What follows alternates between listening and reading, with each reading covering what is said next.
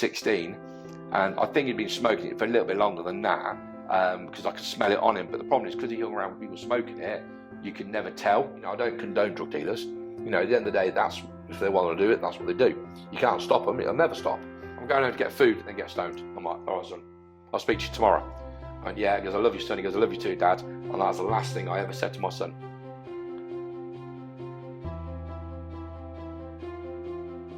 Like I said, he did tell me he was getting out of it, and I'm once done this big sale that's coming up, blah this, blah that.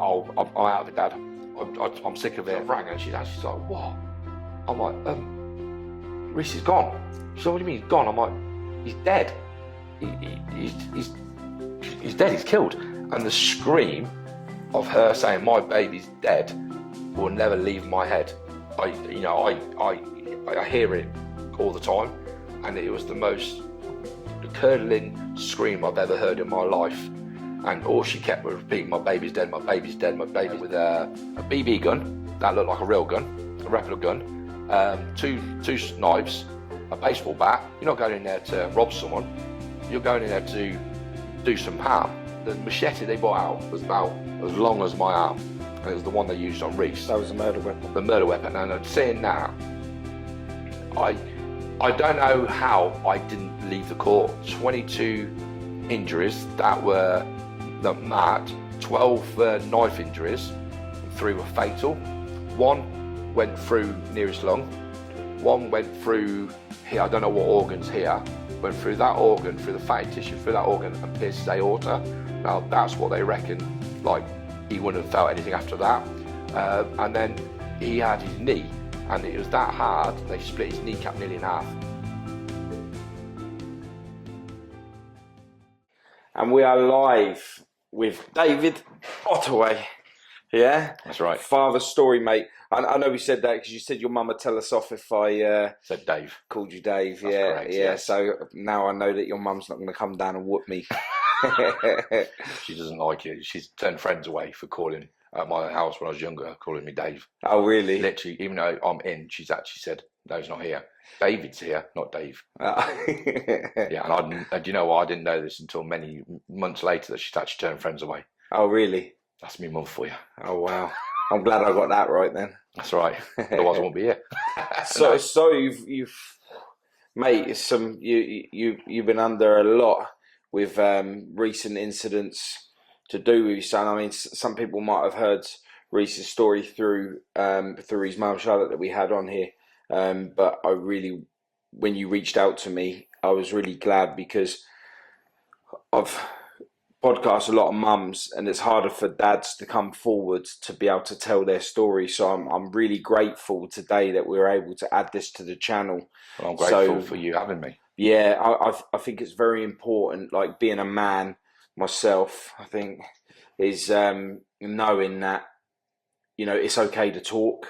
That's great. And and we don't get a lot of men that don't want to come forward because they don't want to look a little bit weak or anything. Well, but it's true. There is a lot of blokes, like they say, like men's suicide has gone up tenfold because they don't want to talk, and it's not wrong to talk.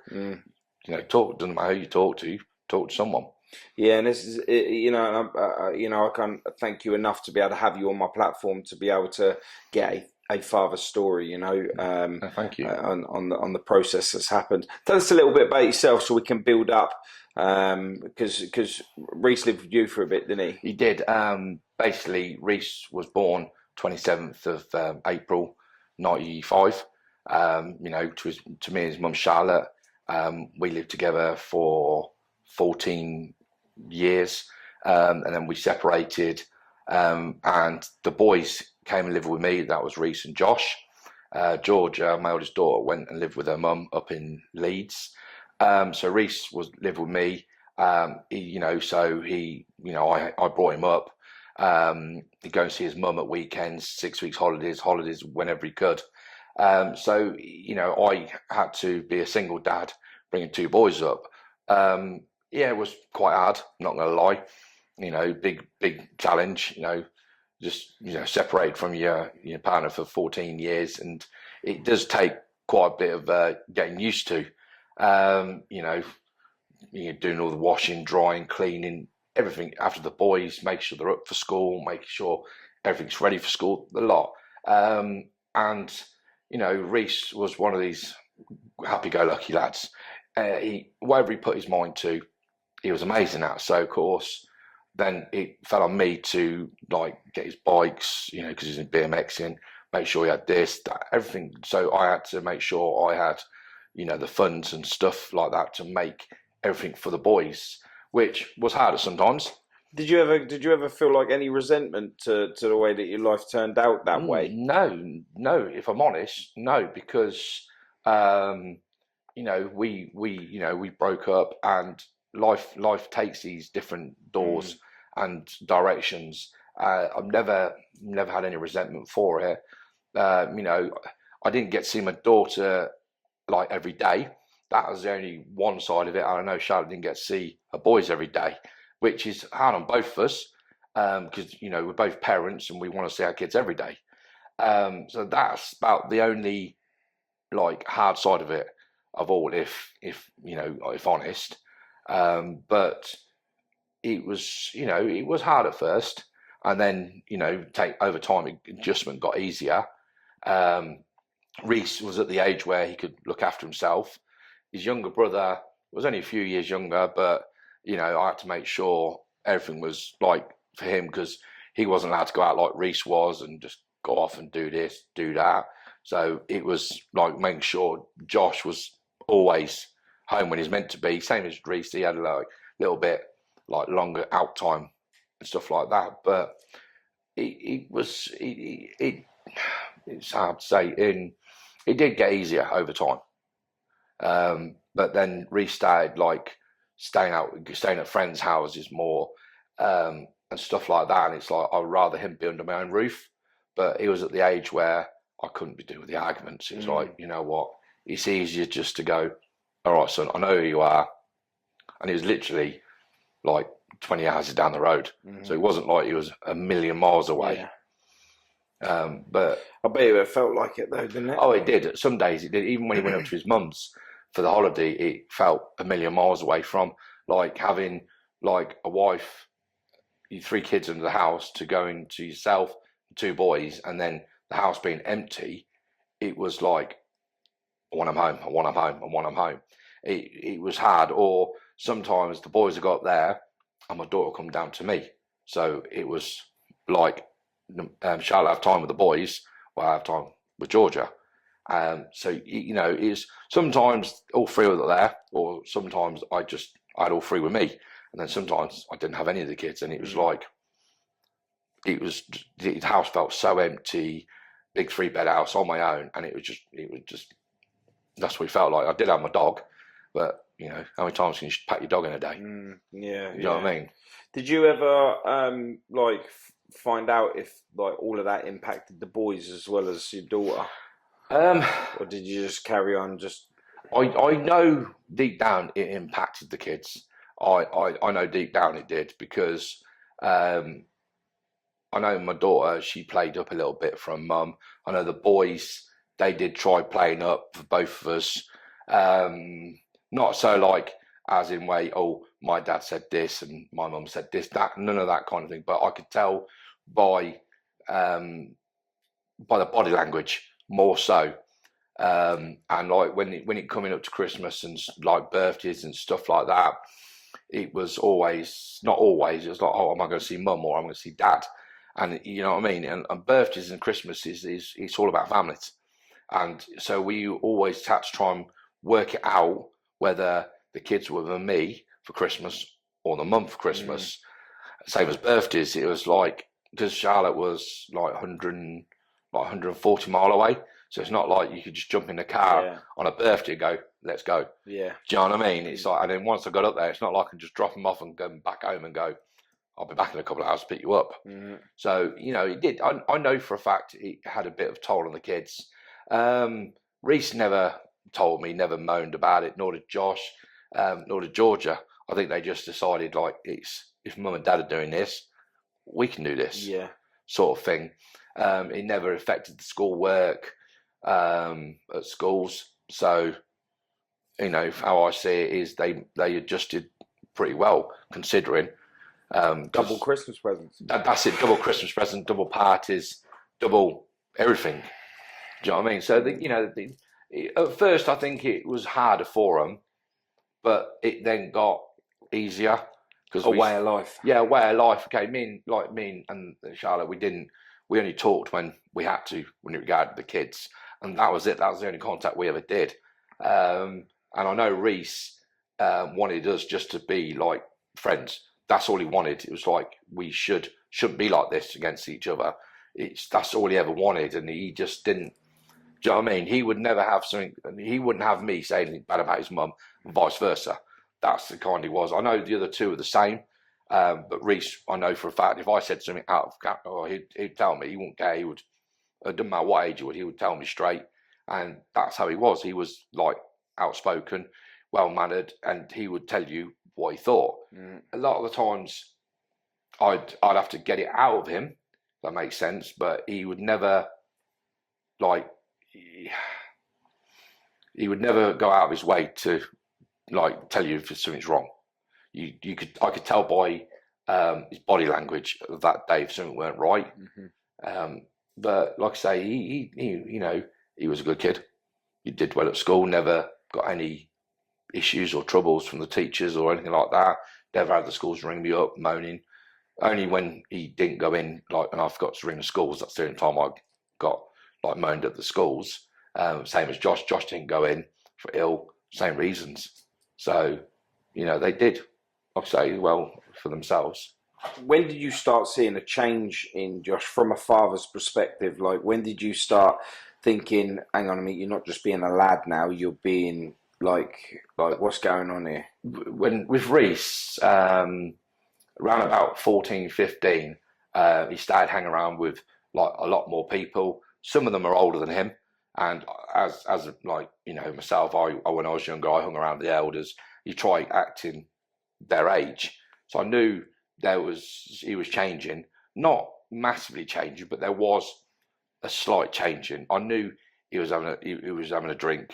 I knew that he'd tell me, but when I found out he was smoking, I was actually going to the shop, believe it or not. And I caught him with his mate, and he threw it, and I chased him, and I literally bolted. And I don't do running. I'm not built for running. And I chased him, and I was screaming, shouting at him, "Get here, get here!" And he just disappeared. Like he was like a little whipper. He'd gone. He knew that I was going to rip his head off. He'd gone, and he didn't come home that night till about 11 o'clock at night. And I just went mad at him because I don't smoke. And I was going mental. No, you are. And he's like, "But Dad," I'm like, "Oh," I said, "I don't really care. If your mates want to do it, that's fine. Because you can't afford to. You don't even work. You've not even got a job. You should be smoking." And then that's when I found out that he was selling stuff at school, like sweets. He was taking sweets in school. He was buying packet of fags, getting his mates to buy, and he was selling cigarettes at school. And that's then he started, like, from selling it, smoking the cigarettes. And then it's like, okay, he's proved me wrong. He can afford to buy cigarettes, sort of thing. But yeah, I wouldn't let him smoke at the house. I'd be like, "Do you want to smoke? You don't do it here." Because I don't smoke. I don't even drink. So it's like, you don't even do it at the house. And he's like, okay, at Christmas times, I let him have a drink because it was Christmas. Yeah. But, nah. Yeah, I still remember Christmases, man, or like little party events or anything that family were throwing, we was allowed to have a little bit of alcohol. That's same. Even though they diluted it with like lemonade and turned it into like the weakest shandy ever, I still felt like I was pissed. Yeah. And I probably wasn't. I know for a fact I wasn't. Now, as an adult, I know I wasn't. But back then, I used to be like, "Ooh," But like I say, I used to get it in just because it was there. In case someone come round, a friend or something like that who drank, at least I've got. Yeah. I never used to have it all year round. It used to be only like at Christmas time, and it'd only be like a couple of tinnies or a couple of bottles of beer. That was it. And he'd ask, I'm like, "Yeah, no worries. That's because it's Christmas. That's fine." Same as Christmas dinner. If you want a bit, you can have a little drink with it. Nothing like no vodka, nothing like that. So, but I knew he'd be drinking out with his mates in the evening. Like if he go, "I'm staying out," and I knew at that age it'd be like, "Or you're staying around your mates, you're having a drink, you're doing this." And he used to go camping and fishing. It's like, yeah, I know what you're doing. Who's a fisherman? I'm not. That's it. He never got it from me. Where did he get that from? I don't know, because his mates used to do fishing. I used to love fishing when I was a kid. Honestly, he'd go fishing and he would be out I remember one 6 weeks holidays, he didn't want to go to his mum's because he wanted to go fishing the whole time.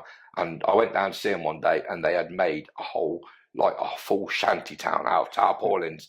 There was about 4 tents with a massive tarpaulin over it, and they boxed it all down. So all the fishing gear, sleeping, camping, it literally went tent, fishing gear, tent, fishing gear, tent, literally like that with big tarpaulins over it, loads of them. There was like so many of them down. It was unreal.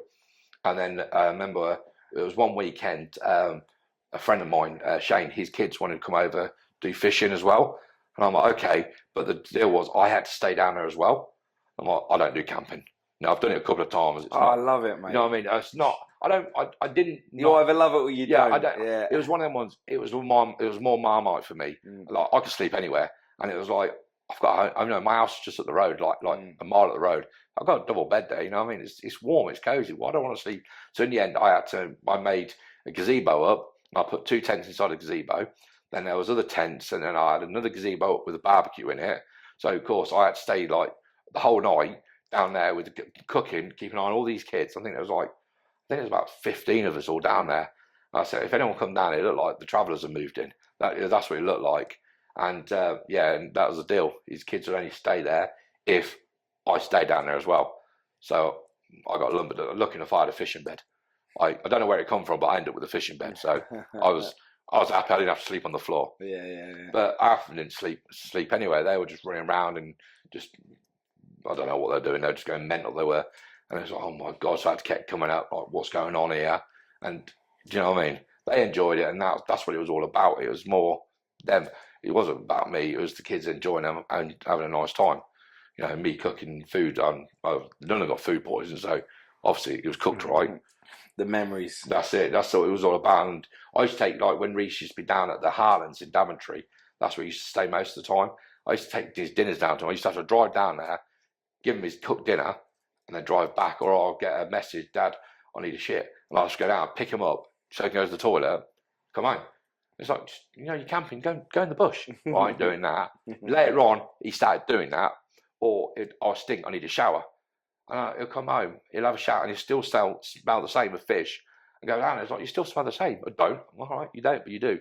And that's what he used to do, like a taxi for him. But he'd walk down with all his fishing gear, him and his mates, trolleys, go down there. But no, I had to do all the running around. And like his little brother used to go down and stay with him sometimes and do fishing. Go down and check on him just before. It sounded really bad. I used to go check down over like bedtime-ish to make sure they're all right, they need anything. Leave my phone on overnight if they needed me. And then I'd be down at like 6 o'clock in the morning because I couldn't sleep, just like because I was worried about them. And they'd be down there and they'd both be flat out asleep. It's like, I thought you meant to be fishing. Do you know what I mean? So, but that's what bite alarms are for. That's it. Well, I didn't. I see that's how much I know about fishing. Me, I'd just throw a rod in, sit there. If I don't get anything, pack it up and go again. Pack up and go, yeah. But yeah, they used to love it. A pair of them, and him and his mates, James, Leighton.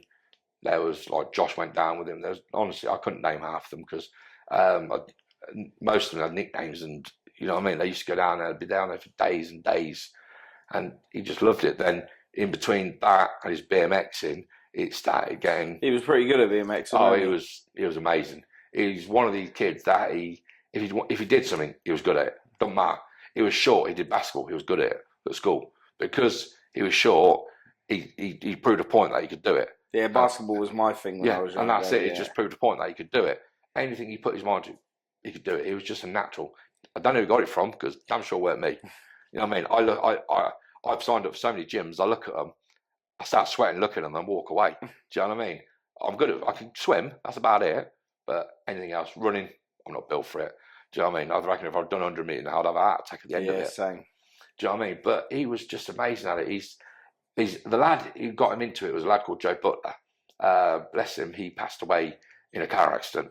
And Joe Butler, like I say, him and Reese, the skate park that they had in Daventry was only a tiny one, and they wanted to do, they wanted it bigger.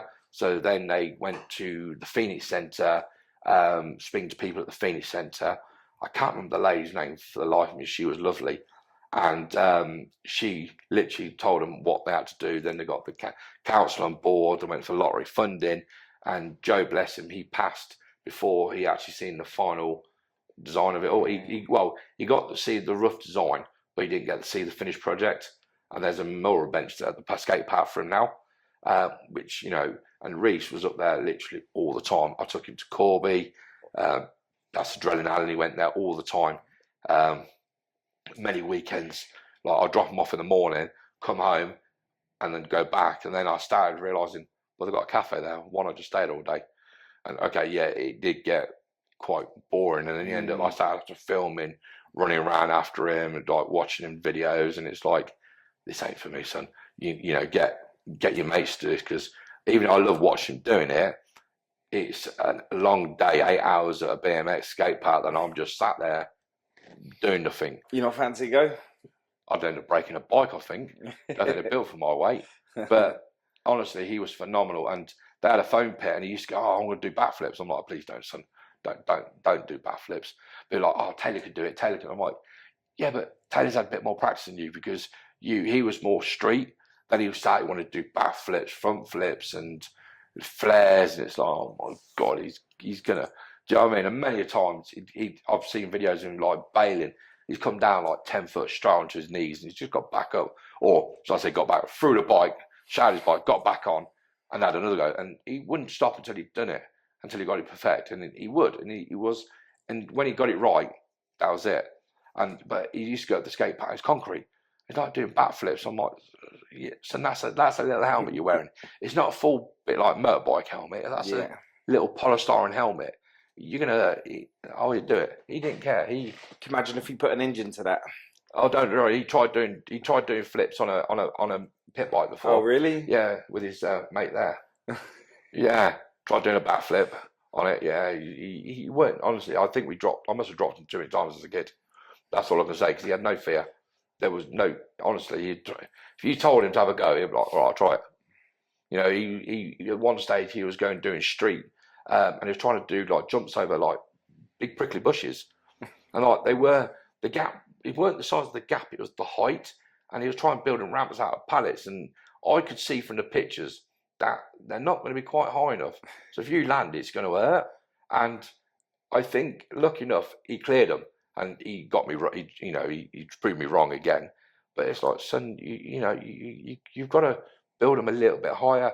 You need to be this high, not this high. You need to be a lot higher. But honestly, he was a natural at everything. And it was just like, he got sponsors. The first sponsor he got was Volt's Energy Drink.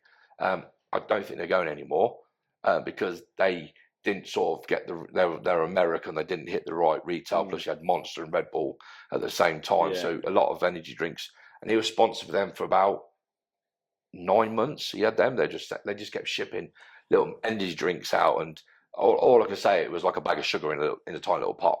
I had one, and the buzz you got off that was like, yeah. And he was drinking them, and he was selling them to his mates. He knows he's meant to be giving them. He was selling them. I say this now because they've gone bust. Yeah. Like, you know what I mean? But yeah, he was selling them, and people are buying, and it's like, oh my God, you can't do that.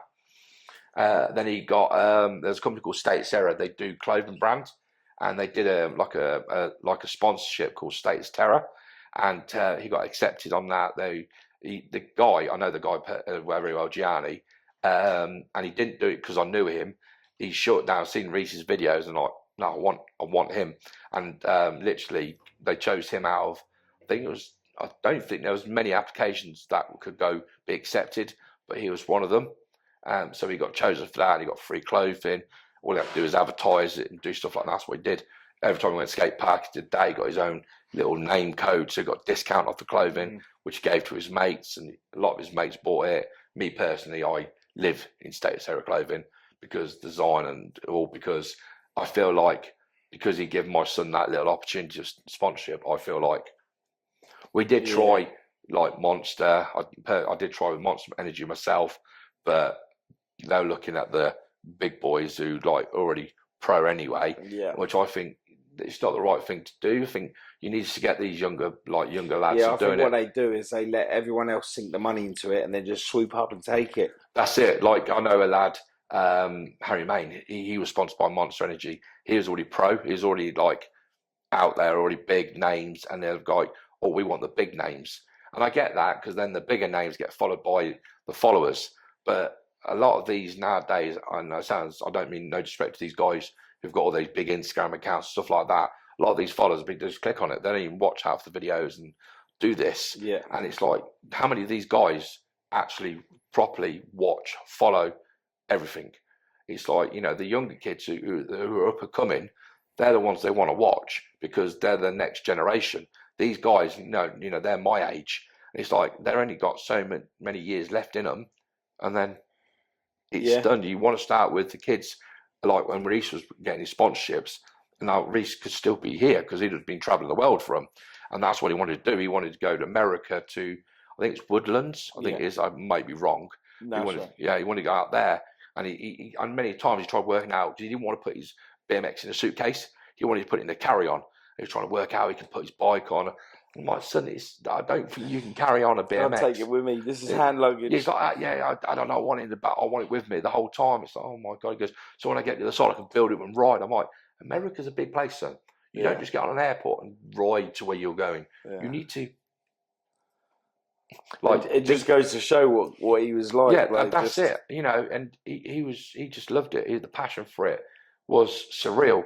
And then like his bikes, you know, his bikes started getting more and more expensive, and I knew it weren't working.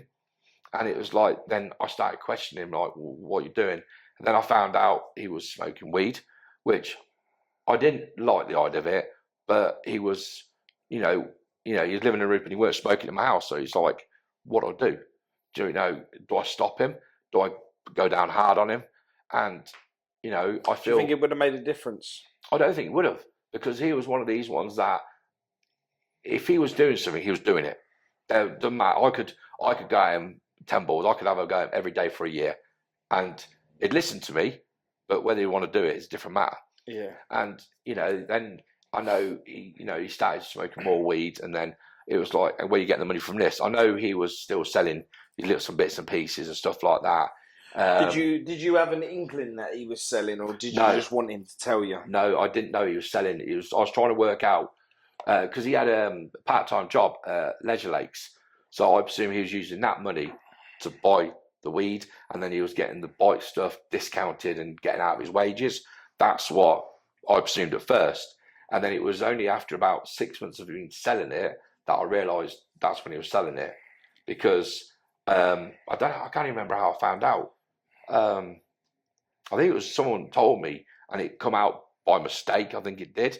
He goes, "Oh yeah, I got I got a 10 bag off Reese." And I was like, "Excuse me, what?" And he's like, and then it was like, "What the hell?" So I confronted Reese. I said, "Look, you're spending a lot of money here.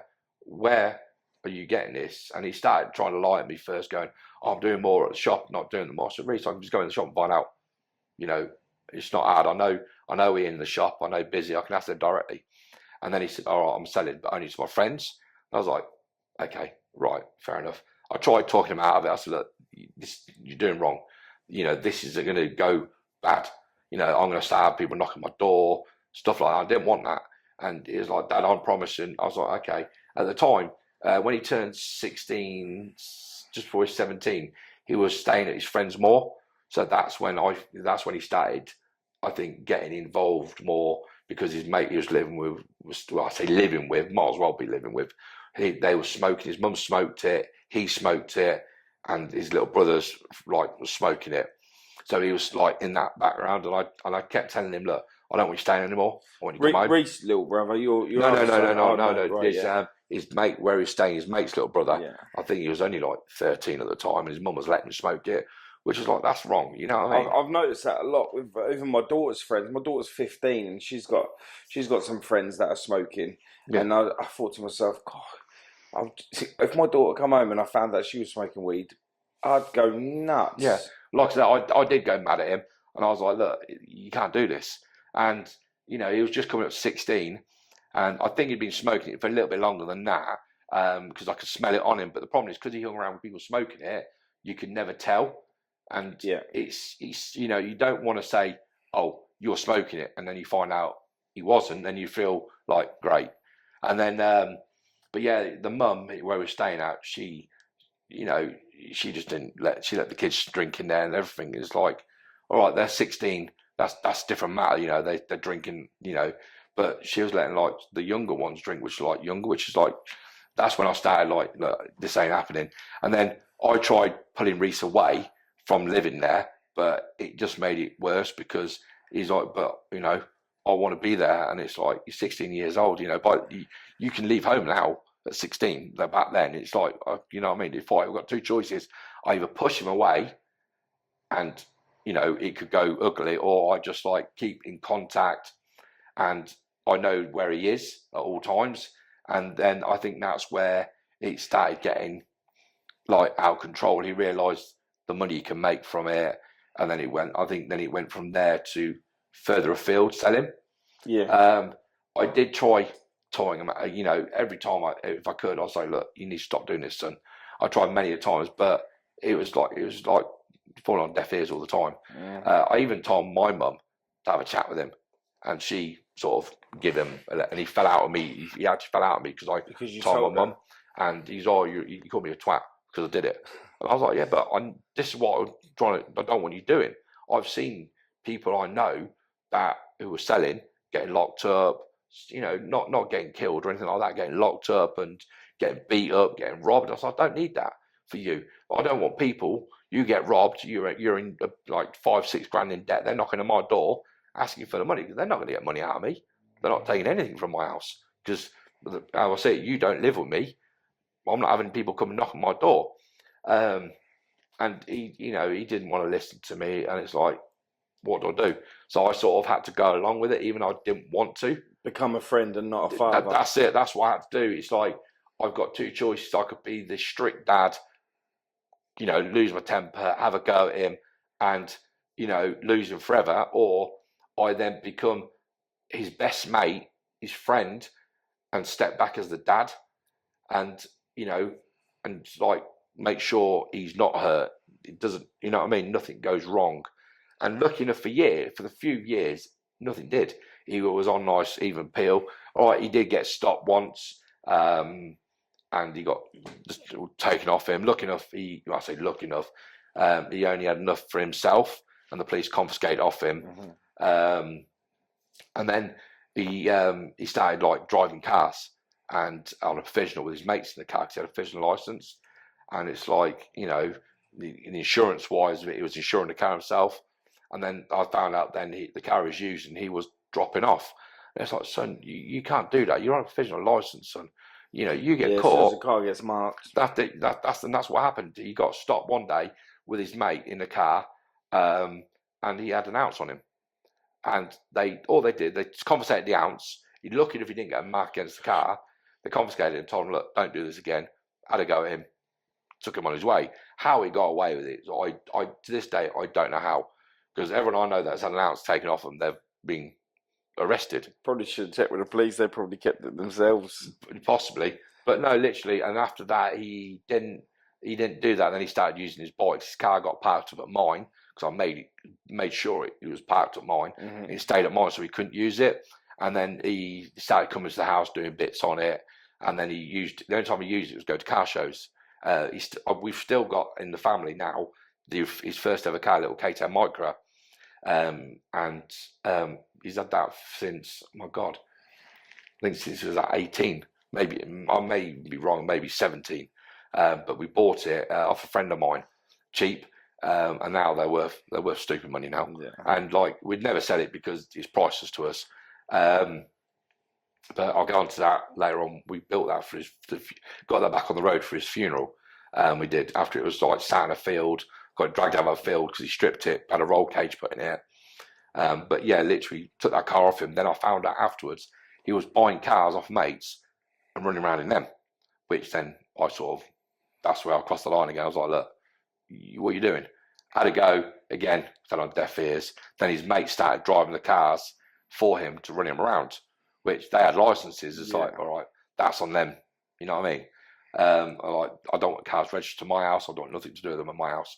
And he did. I don't know where to this day, I don't know where the cars got registered. Do you know what I mean? And then he got himself in the situation at his friend's house because he didn't move in, and then it all went tits up. And he couldn't come back to me because I didn't have the room for him. So we had to get him, because then he started sofa surfing. or staying in like hotels. Normally, when you're sofa surfing, normally you start working out the level of drug dealing that was going on, Yeah, and the difference between class of drug that you're selling. Did he move on to? well, he stayed selling like weed for quite a while. It weren't until excuse me, excuse me again. It weren't until later on when he realised like the pills and the sniff was more money to made. But he didn't sell that as like all the time. If someone asked him for it, he would get it, and it literally would go from there to there. He'd never like kept it on him. It's literally you'd make a call, right? Got it, bang, done, done. Made a bit of money on it. If he went partying, he'd have a bit of sniff for himself, like for him and his mates, and a couple of pills. And I won't like, I'll be truthful. He took MDMA, and he never sniffed coke. He used to rub it into his gums. I don't know what the difference is, because someone said, "Oh, they rub it in your gums, you get a better effect." I'm like, I don't know. If you do, you do. I don't know what that's all about. You never done any drugs or anything? The worst I've done is I've had a puff on a joint. That's it. Never done. I've tried poppers once. I ain't gonna lie, that just that's just weird shit. That is. I will not lie. My head was like thumping, like fucking. Yeah, I heard that. I started seeing weird shit. So it's not. Yeah. And then I found out afterwards poppers is for gay people. I'm like, yeah, great, thanks. Apparently he relaxes the ass. I'm like, well, I didn't relax mine, I tell you. Made me paranoid. So, but yeah, like I say, he went on to later on. He started selling the pills and stuff like that. But he was only buying them as and when. The weed was more his thing, and he was buying it in a couple of ounces and stuff like that. He got himself into like a few bit of issues fighting. That I knew because the police come to my door looking for him. But then I found out it was self-defense, because Reese was like, it was like a little firecracker. Like if someone said something shit to him, he would go straight to them. He wouldn't take it. He didn't take nothing. He was like, got a problem with me, deal with it now. And then this lad was going around saying, did that ever scare you as a father? It did, because how feisty I knew he'd be. Even though he was only short, he could look after himself, and that like he's it could go the wrong way or the right way. I've seen it personally for my brother. He got into a fight, and the one punch put him in prison for it. Lucky enough, he didn't get the massive sentence he should have got, because they found out it was self-defense, and he only got a short sentence. And I've seen it for other people who've hit people with one punch. Guy's gone down, hit his head, comaed them. Yeah. Do you know what I mean? I've seen it, and it's like in my head, if Reese gets into a wrong fight, it's gonna. And back then, people started tooling themselves up with baseball bats, and do you know what I mean? It's this new generation, isn't it? Do you know what I mean? And my concern is, if someone come at Reese with a baseball bat, he'd fight him. He wouldn't care, because he'd be like, "I'll get him off. I'll hit it with him." That's what you say to him. My son, you can't do that. You hit someone with a bat, that's a jail time. Do you know what I mean? So I brought him up to use his fists. I've always said, don't ever use a weapon. You know what I mean? If you're going to fight, use your fists. That way, you're not going to get. Okay, you can get in trouble for it, but you're not going to get as bad as using a weapon. And I think that sunk into his head, because a lot of people, I got told afterwards that Reese had not many people out with one punch, because he was so short. He could get the uppercut just right, and people weren't expecting it. And this lad was going around saying, "Oh yeah, I battered him. Of course, he got back to Reese. He'd had a few beers. He's like, right, seen this kid. And he didn't just beat this kid up, he beat this kid up and his mate. And of course, the police come to my doorstep looking for him. And the kid's father started pressing charges, went to court. I went to court thinking, oh, here we go, he's going to go down for it. And he just got like a rap on the knuckles sort of thing, no suspended, nothing like that. Said, don't do it again, blah, blah, blah. Off it went. Thing is like, oh, okay. To be truthful, the father from the kid wasn't happy that nothing happened, but it was just it was a fight. Do you know what I mean? Yeah. How I see it, it was two people versus my son, and my son got the better. That was it. And my son had a cast on the time, so you know what I mean. I don't know if you used the cast or not, but you know what I mean. It's like, how can you press charges when there's two of them and one of my son? Yeah. And like Reese didn't tell me that he was going to court because he wasn't living with me at the post. Even though the police come to me because they knew me through him. Sort of thing, and then he told me panicking. I was like, okay, went to court with him. And like I say, he didn't get thrown out. He just, like I say, got a little rap on the knuckles, and that was it. And then then I found out he had court. He get that from me that he got stopped and searched, and he got like weed taken off him. So he had to go to court again, and this time he was panicking that he was going to go down. So there's me. Was he fearful of jail? No, he wasn't. That's the problem. He's like, if I've got to go, I've got to go. But when he come to the court day, he was panicking, and a lot of it I kept from his mum. I won't lie, I did, because I knew what she's like. She's feisty. She'd rip me a new one, not a problem. And it's like, and he did tell me, don't tell mum. And I was like, look, if that's the case, if it ever comes up, you tell her that you told me not to tell her. And I didn't, and I knew, in a way it'd get back to her, because Daventry's a small town, and most of her friends from Daventry. But a lot of it didn't get back to her until like after Reese passed. And then, like say, his photo come on Facebook, like, wanted, and that's when she found out like a lot of things. And then his mates were like, because the police couldn't catch him, and because his surname's Ottaway, people started calling Reese Ottaway got away. And literally, people started joking on the page. It's like, it's not a funny matter, my son's wanted by the police now. And believe it or not, it wasn't for what my son thought it was.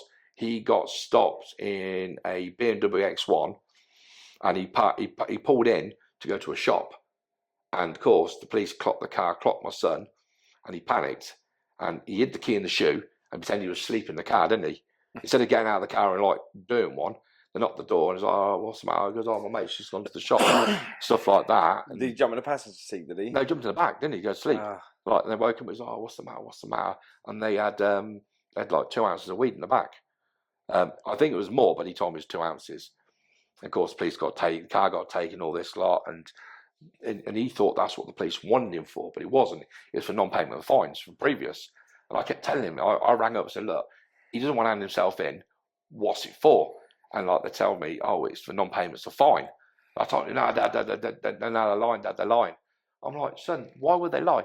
Oh, because of this. I'm like, look, they've not even brought that up. Did he get quite paranoid? He did get paranoid because he thought it was because of the drugs. Do you think that was down to the weed? I think personally, it was down to smoking a lot of weed, personally. But did you know how much he was smoking? No, I didn't, because he didn't live with me. I didn't know how much he was smoking, but I know he was smoking quite a bit.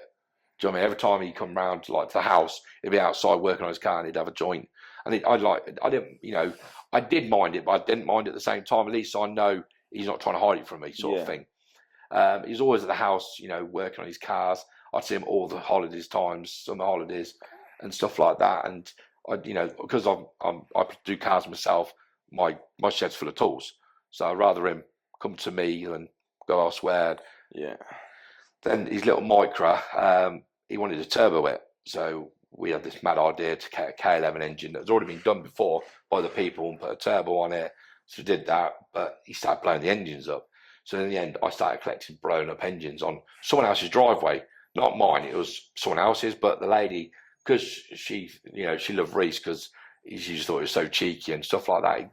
Yeah, at the bottom of the drive, literally after he passed, I cleared the driveway. I think I got rid of like 6 engines and about 3 gearboxes that he killed from. Must have been hard getting rid of all that. It was, because deep down I wanted to keep them all, because it was like, memory, but at the same time I know how to, because I can't. Plus the lady was moving as well, so it's like I can't just say to the next people, sorry, that's just got to stay there, love. Yeah, can I keep all these dead engines? Do you know what I mean? Here? But yeah, literally, it was like, I think I'd done I think I had to do like 3 runs to get rid of them, because it's like I didn't have a van or anything like that. It was like putting them in the boot of the car and taking them to the scrapyard sort of thing. And yeah, I think, like I said, I couldn't believe how many engines we had. But that's all because he didn't have it mapped.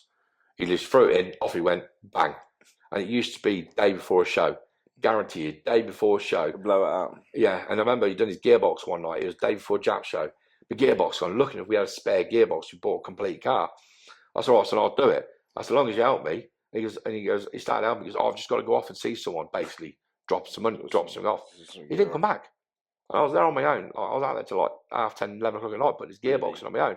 I'm like, where the hell? Trying to ring him, He went out to his phone. I was like, he's ignoring me, innit, little shit. And he turned up. He was like out in the morning with his mate. He goes, "Oh, it's car ready." I'm like, "You lucky, yeah." Like, thanks for dropping me completely in it. He literally just disappeared.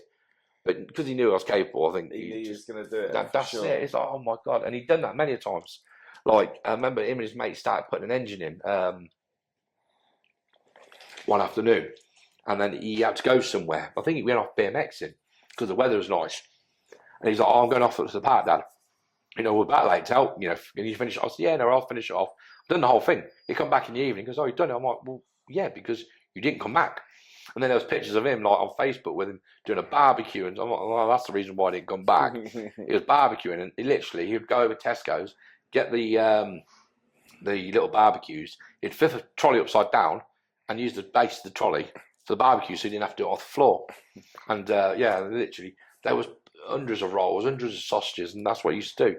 And I'm like, okay, I didn't get mad at him because he was doing what he enjoyed.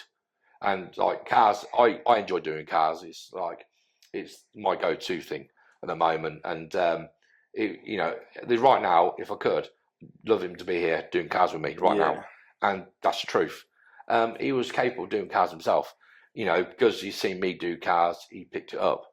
And he wasn't, like I say, he was just whatever he did, he was good at. He got a job in a paint shop with a friend of mine, and he painted. You know, within a couple of weeks, he painted his first car, and he did a really good job of it. Yeah. And it's like, what? You know, yeah, I painted that. No, he didn't. Yeah, I did. I'm like, no, he didn't. And he generally did. And the car is still in Daventry, driving around today. It was a little Seat Rosa or whatever they're called. And yeah, he painted like olive green. Him and his mates. High colour of paint. Yeah, and he did a good job. And like, I actually asked a friend of mine, Amit, and he's like, no, he painted it. I was like, no way. Yeah, I think it's quite a high colour of paint because of the orange peel that you get from it. Like I say, and he did a banging job. Basically, the car was going to buy himself, but he didn't in the end because he realised like he already had the micro, and it's like you can't do any more cars. But yeah, he had so many cars, it was unreal. And most of them, when they broke down, they ended up with me, and then I'd have to either fix them or scrap them. Scrap them, yeah. Yeah, and you know, even though it was on provisional licence, every car was insured in his name, provisional, someone else to drive. And he always had someone in the passenger seat. Occasionally, he didn't. You know, and I'm not going to lie, I drove cars without insurance when I was younger, even though I had a driving licence. So it's I think we all have at some point. It's like I can't really contradict. Even though he was insured, he just didn't have a passenger. That was do you know what I mean? And you know, he had many cars. He had Beetle Turbo, loads of BMWs he had. And then when he started getting real drive cars, he started trying drifting, didn't he? And he was good at that.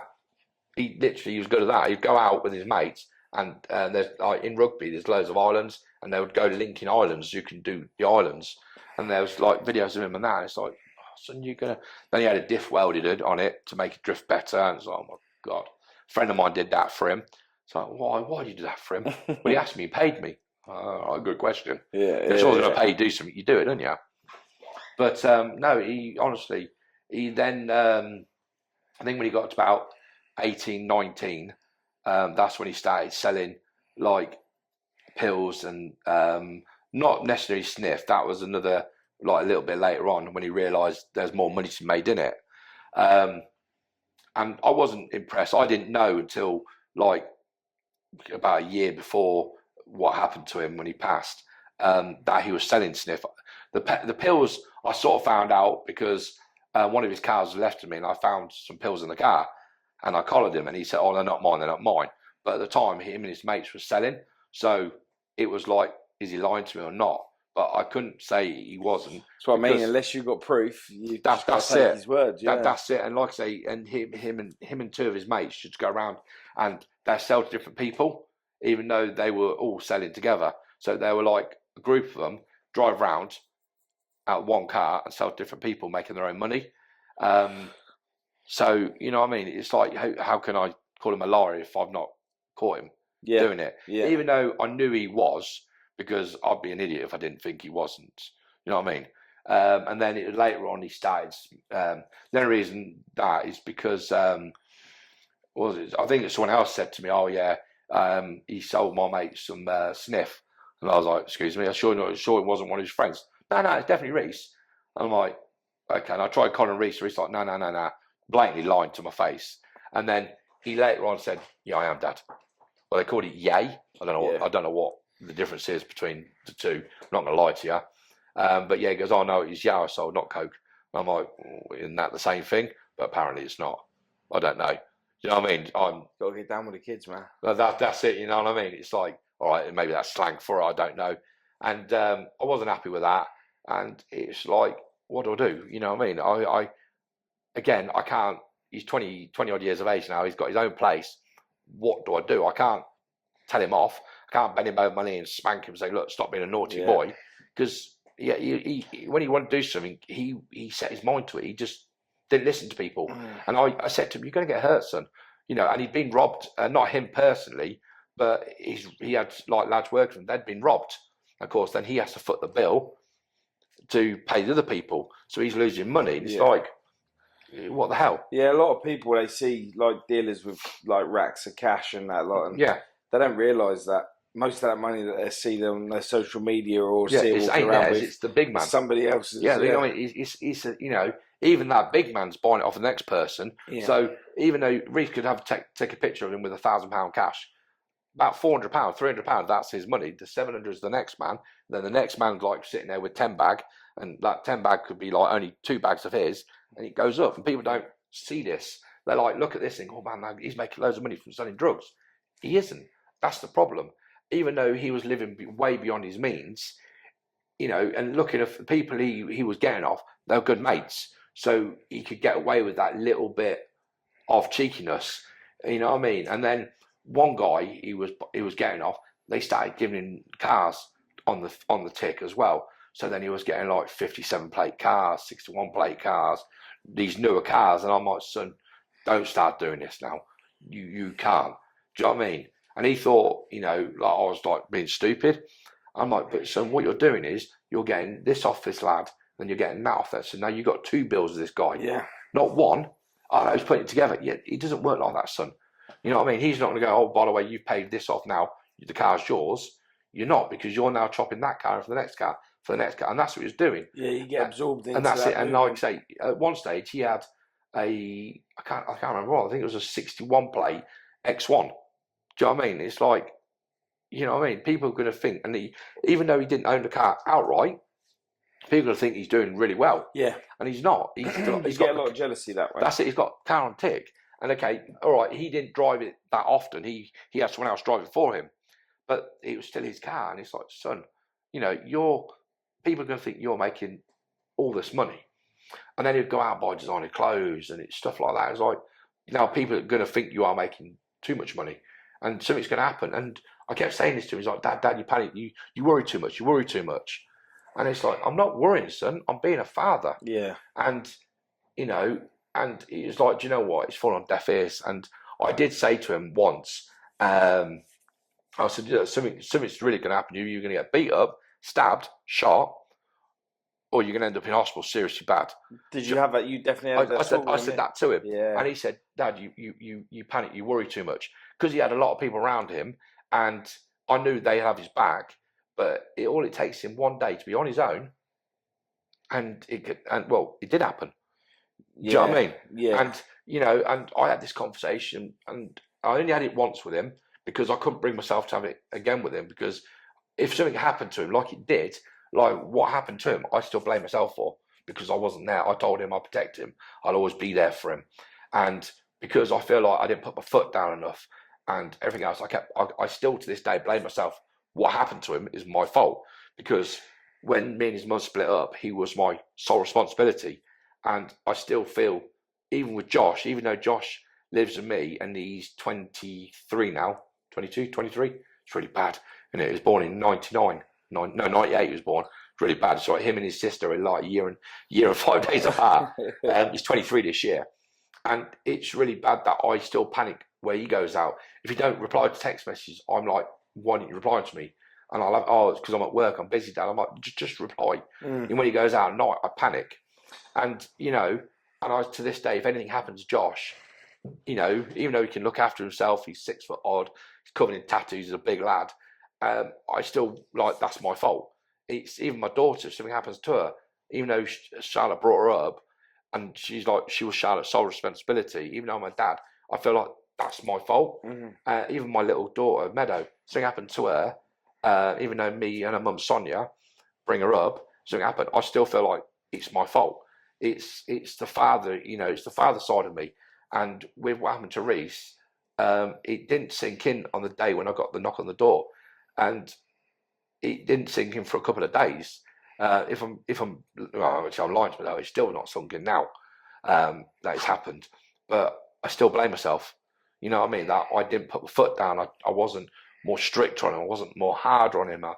I didn't do this right. Didn't do that right. I should have spoke to his mum more about it, and all these different questions that go in my head. Yeah. But it's like it's too late now. It's happened.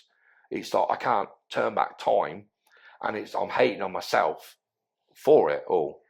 You know what I mean? And it's like, if he died of an illness or died in a car crash, something like that, I don't know if I'd be as hard on myself, because illnesses, you can see it coming. The doctors will tell you stuff like car crash, whether it's his fault or someone else's fault, you think, all right, okay, maybe he's driving stupid. Maybe that's my fault again, because I should have pushed him to, this and that.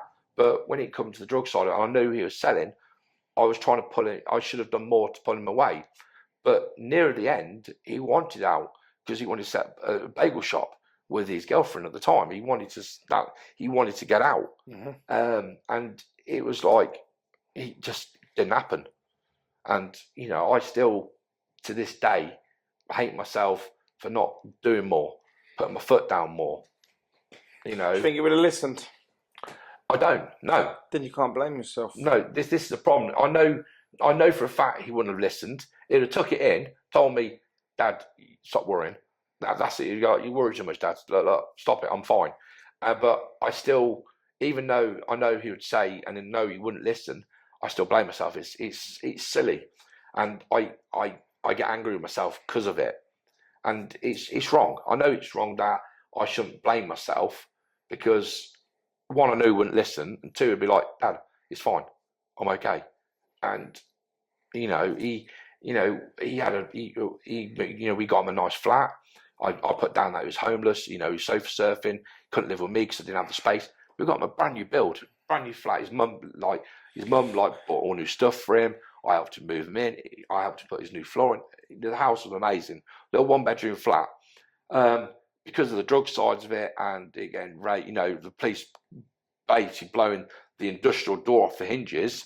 Plus I found out he hadn't been paying his rent. All that come to him being evicted, and then he got a flat in Weedon. Again, real nice flat. All right, you had to walk up like 600 flights of stairs to get to it, but it was beautiful. It was a nice little village. Again, he was paying his rent, and then he started not paying his rent. The place got raided again with the police, and now the landlady didn't care about that, because she goes, right, we'll just pay the bill of the damage, but he needs to pay his rent. So in the end, I was actually getting money off him to go and pay his rent, because he didn't want to go and see the landlady, because he didn't want to get told off. And it was like, and he was still behind. And then he got paranoid because he got raided, that he was going to get either raided by other people, and people knew where it was because he got in the papers. Robbing him, you mean? Yeah, that's it. And that was the problem. And then he started sofa surfing, living in hotels, and that's when he started getting himself, because the police knew where he was, and this warrant out for him. No. So he had his mate staying there, looking after the place, and he would go back there time for time, and it was like, son, you can't be living like this. And then he started hanging around some guys from Northampton. Some of his mates then pulled back from him a little bit because they didn't trust these guys, because they didn't know them. And it's quite, if you don't know someone, you don't want to get involved with, and they were selling drugs, and so they backed away from him a little bit. Still kept in contact with Reese, but they didn't want to get involved with who they were. Stuff, yeah. And then he moved to Corday house in Northampton, and it was only 1-bed flat. He moved in there.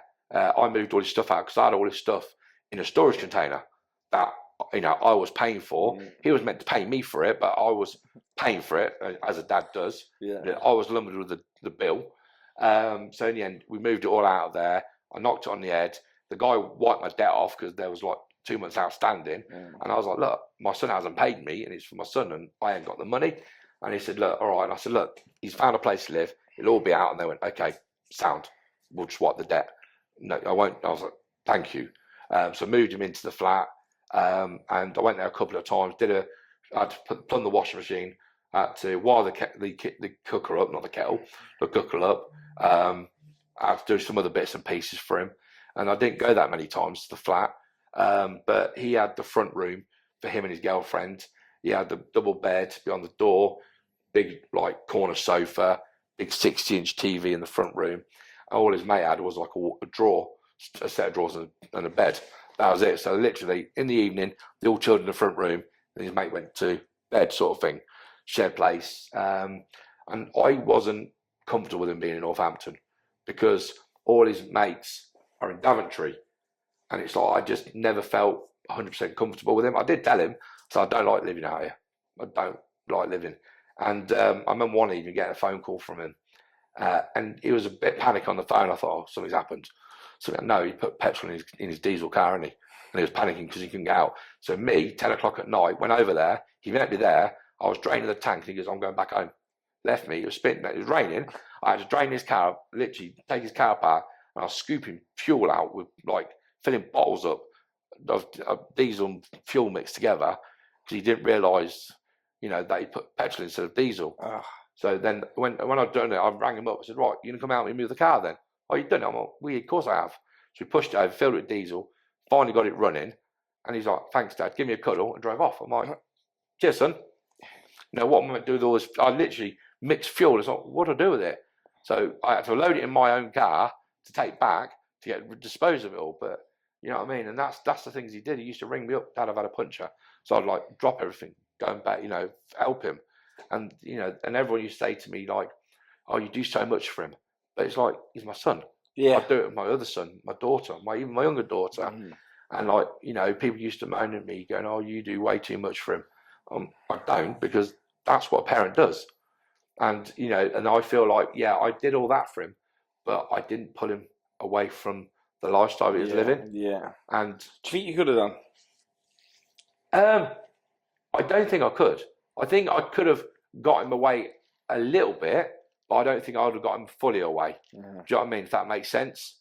Because I think he'd have still done it slightly behind my back. But like I said, he did tell me he was getting out of it. And, once I've done this big sale that's coming up, blah this, blah that, I'm out of it, Dad. I'm sick of it. Because he'd been arrested for it.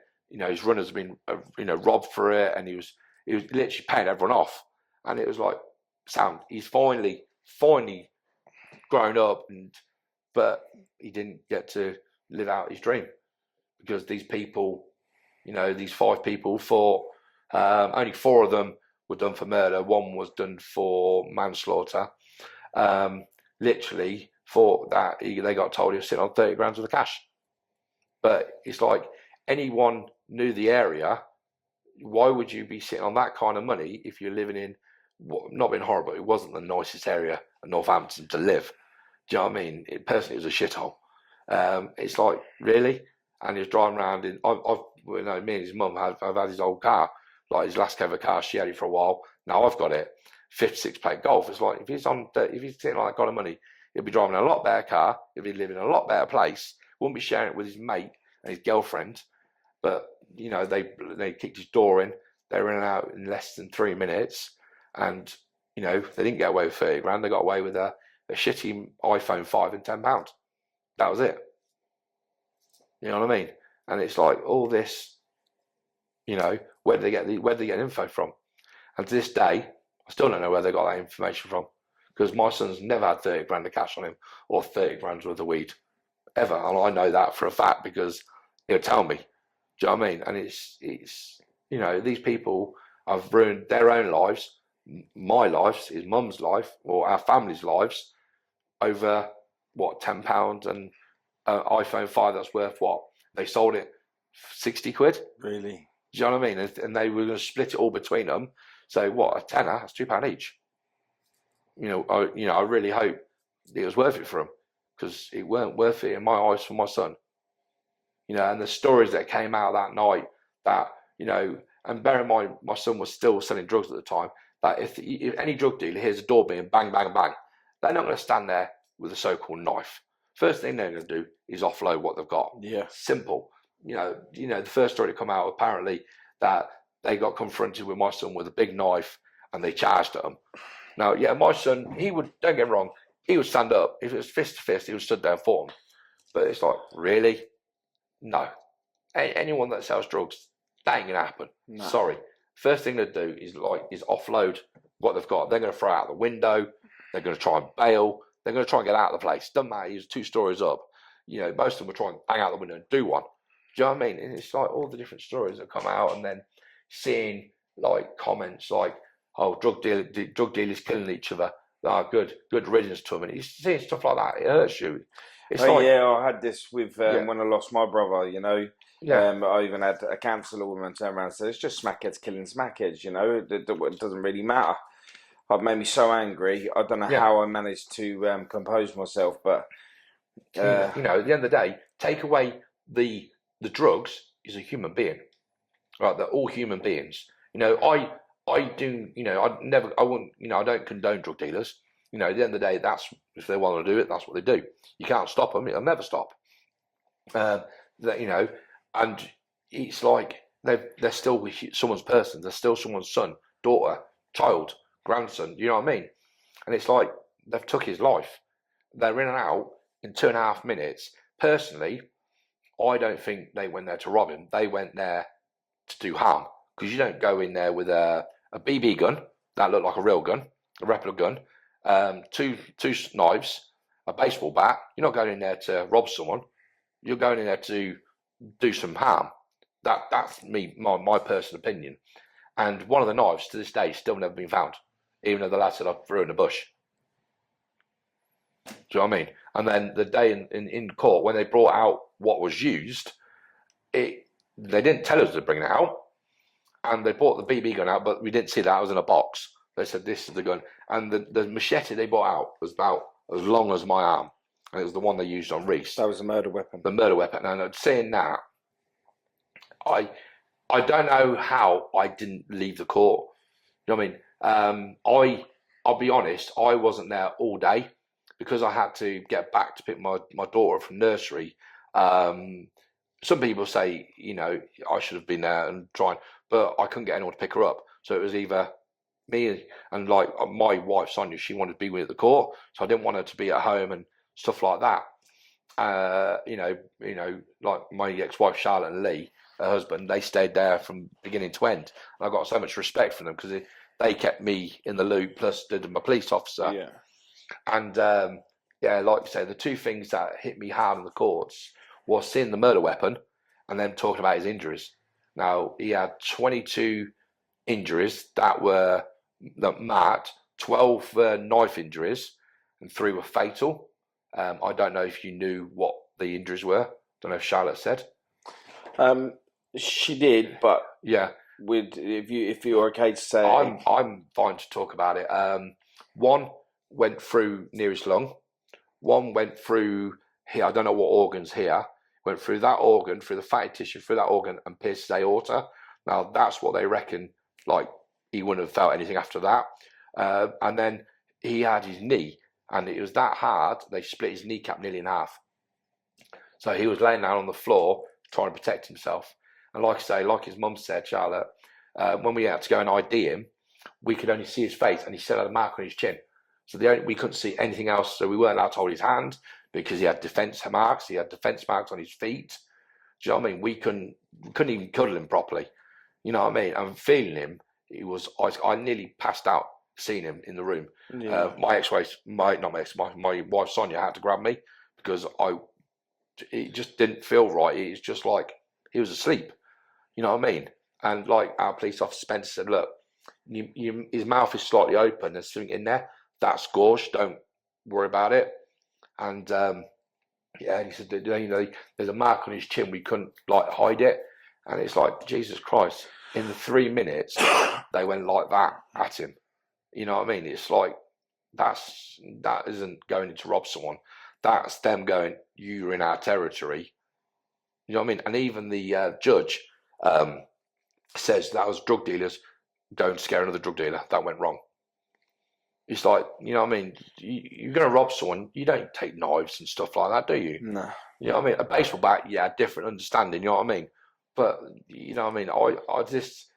I'd love to talk to them all and ask them what was going through their head that day. Yeah, I thought the same, you know. Do you know what I mean? But did you know, I didn't know this, if you go and see them, it looks good for their parole hearing. Really? It actually looks good and if they agree to talk to you, it looks good for their parole. And it's like, I'm not interested in looking good for their parole. Because I had one of the... I've been asked recently to do it. Yeah, literally. No, you said that. There's no way. Yeah, because I was speaking to the lady who come out to tell about the probation, because they keep you updated about the murderers and the people involved. And I said, I'd love to do it. She actually told me, now I don't know if it's 100% true, but if we go and visit, it looks good for them. I was like, nah, I'm not interested. Yeah, you're just not interested. No. How did you find out that Reese had been murdered? So basically, a couple of days before, I had surgery on my knee. It was the 1st of February. I was sleeping on the sofa downstairs because I was on a bad day on my leg and I weren't going upstairs. I thought, I'm not going upstairs to sleep. I'll stay down. So I've gone to sleep. And my wife's come downstairs shouting, David. I'm like, what? She's like, the police are here. I'm like, for fuck's sake, what do they want? And straight away I thought they were here for Reese. So she opened the door because it kept banging. And she's like, I didn't want them to wake Meadow up, sort of thing. And she opened the door. When they said, oh, Sonia Ottaway, I'm like, they don't know her as Sonia Ottaway. It's like, what the hell? So I've literally gone 100 mile out the door, hobbling, put my head around the door. I'm like, can I help you? They said, you're David Ottaway. I'm like, yeah. Because, can we come in, please? I'm like, not really. Do you know what I mean? It's like, just don't know, we need to tell you something. I'm like, oh, for fuck's sake. All right, coming in. So they sat down and I said, look, one sat down, one stood up. There's been a bit of an altercation regarding your son. I thought, oh, fuck's sake, what's he done? Got into a fight, hurt someone, something like that. And said, the person in question has died. I'm like, excuse me? They said, died. And I thought he killed someone at first. That's what my brain was doing. I said, what do you mean, died? And he goes, basically, your son has died. I'm like, no. Get back on. I goes, get on your phone, walkie-talkie. I want to know. He's got tattoos. He's got tattoos on his hands. And literally, they come back. He went off, come back, and give me Charlotte's date of birth. And it was like, wow, what do I do? You know what I mean? It's like, I've just been told this. I didn't know how to react. I didn't know what to do. My wife, Sonia, sat there. She looked at me. She was like motionless. It's like, oh, what the? It's like, I've just been told my son's dead, been killed. It's like, I didn't know how he died. That weren't until later on. Oh, we need to get hold of his mum. I'm like, I don't know her address because I didn't know her full address. I knew where she lived. I knew how to get there. And it's like, I'll ring her.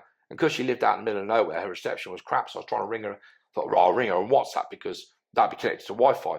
So I rang her and she's like, what? I'm like, Reese is gone. She said, what do you mean he's gone? I'm like, he's dead. He's dead. He's killed. And the scream of her saying, my baby's dead will never leave my head. I hear it all the time. And it was the most curdling scream I've ever heard in my life. And all she kept was repeating, my baby's dead, my baby's dead, my baby's dead. And then I heard Lee going, what's the matter? He goes, it's like, my baby's dead, Reese is dead. And then I heard him scream. And them two screams will never leave me, ever. And I will not want them screams to be heard by anyone. Though that blood curdling, it you know what I mean? It was, I said, and she's like, what happened? I was like, I don't know. They want to come and talk to you. And I said, look, what's your address? And then literally she was like, you know what I mean? So I can't remember if she texted me the address or she told me the address. It was so vivid, but all I could hear was the screams. That's all I could hear. And, even my wife Sonia heard the screams and she's like, she'll never forget it. And it's just like, me having to tell her firstborn is dead. Do you know what I mean? I'll never, ever forget that as long as I live. It was the hardest thing I've ever had to do in my life. I lost my dad on the 7th of February 2018.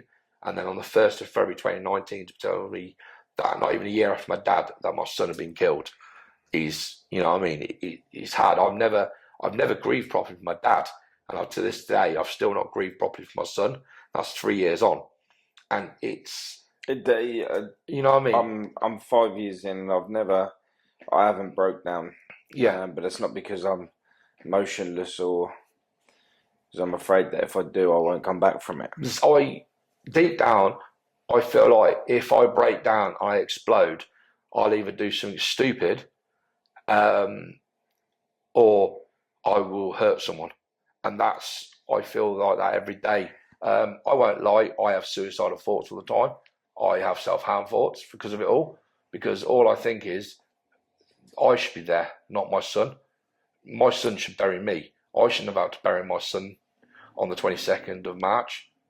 Do you know what I mean? And, you know, a lot of things come back to me. It's like, you know, and that's how it goes in the pecking order, doesn't it? It goes your granddad, your dad, your son. You know what I mean? And you know what I mean? That's how it goes. And, you know, it was them few days up to it and up to the idea is a blur, you know. And I might, like, after the police left that day, that evening, because they goes, "Everything you're doing," I was turning around and goes, "Well, what can you do?" Nothing really. I was really rude and abrupt to them, but it's because I didn't know how to react. You know, I don't know if I was in shock. Sonia's like to me, "Well, what do you want me to do?" I was like, "You might as well go to bed." And I still remember saying that to her. And she's like, "You sure?" I'm like, "Yeah, I'm fine." And I just didn't know how to be. And the first thing was I had to ring his mates after I rang and spoke to his wife, my ex-wife. And the thing is, his girlfriend, Katie, at the time, didn't know he died. So I'm like, what the hell? So I'm getting hold of Katie going, "What the fuck? What's happened? What's happened? What's going on?" She's like, "Reese was hurt. Reese was hurt." I'm like, "No, he's dead." She's like, "What?" Even though she tried saving him and holding his organs all back together and stuff like that, the police didn't tell her he died, because they were still trying to resuscitate him. They were still trying to resuscitate him after they took her away, because she got hit with we don't know if it was, well, we got told after it was the baseball bat, and I think that's what sent Reese over the edge. I think he snapped because she got hit and he's gone, but we never know the true story. But she had to go to hospital because they shattered her ear bone, like, by hitting her, virtually knocked her out. So, and told her to stay the fuck on the bed. So she was shitting herself because she got a baseball bat held at her, because that's all she remembers, like a baseball bat, and then them scarpering Reese on the floor. Cause she didn't see Reese on the floor at first because it was dark. So when she seen it, she's, "Oh my God." He was asleep in bed, wasn't he? He was asleep in the bed, door come through. He's got up because he's heard it. He stood in his boxer shorts. I think he had a t-shirt on as well. And they're like, "Right, where's the money? Where's the money?" His mates thought it was the police. They barricaded themselves in and all that. His other mate was passed out, asleep, doing dabs, so he was wankered. A lot of people said he woke up and put his blanket over his eyes, but no one knows the 100% truth of it, whether he did or didn't. I've asked him outright, and he said he didn't, but, you know. I remember Charlotte saying that, you know, there was a guy in the same room and he just pulled the blanket up over his head. But I've asked everyone who said that, and like everyone's like, "Well, I didn't say it." So it's like, who said it? And I've asked him outright, and whether he lied to me or not, I don't know. Do you know what I mean? It's just like, whatever. You're the one who's got to live with that. Yeah, and he will have to live with that as well. Do you know what I mean? Because I think Charlotte said that there's no way that he couldn't have heard what was going on in the room. You know, this is true. But, you know, I will never argue against her saying, you know, is he a liar? Is he not a liar? Because the thing is, it's true. The noise that was made, you know what I mean, woke everyone up. So why didn't it wake him up? But because he'd been doing dabs, drugs affect people differently. So whether he did or didn't, he's the one who's got to live with it. You know what I mean? He's the one who's got to live, whether he got up and fought. You know, he could have ended up next to Reese, or he seen what happened, thought, "Fuck this," and saved his own life. Yeah. Which, in a way, is a bit of a coward way. You know what I mean? But enough blood was spilt that day. You know, at the end of the day, it could have been Reese and him, and his girlfriend could have died that night. So we'll never know. And whether he, you know, one day he may tell the truth and go, "All right, I did put the blanket over my head." Do you know what I mean? But he's the one who's got to live with it. You know, and the other two, if they hadn't barricade themselves in and they come out, it would have been 4 on 5. They could have, you know what I mean? But it's all the what ifs.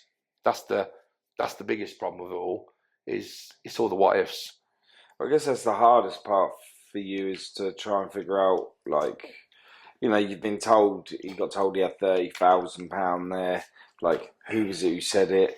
Yeah, this is you it. know what I mean? Like, all of the... Thursday night, I spoke to him Thursday night at 20 to 10 because he was ringing me, moaning about his car as usual. Fucking piece of shit thing was making a noise. I knew what it was. I dropped a socket and it got stuck on the subframe. And it was rattling. And it was rattling around. That's what he could hear because the engine's making a noise. No, it's fine. I'll look at it tomorrow. I was at the MOT station. He'd just gone past me. I was in rugby at the time and he'd just left rugby. So if he was in rugby, I'd have looked at the car, but he was already on his way to Daventry. And I said, I'm in rugby. He's like, fuck that, I'm on the way home. And all right, no worries. Basically, he was meant to go and pick up, but he got let down.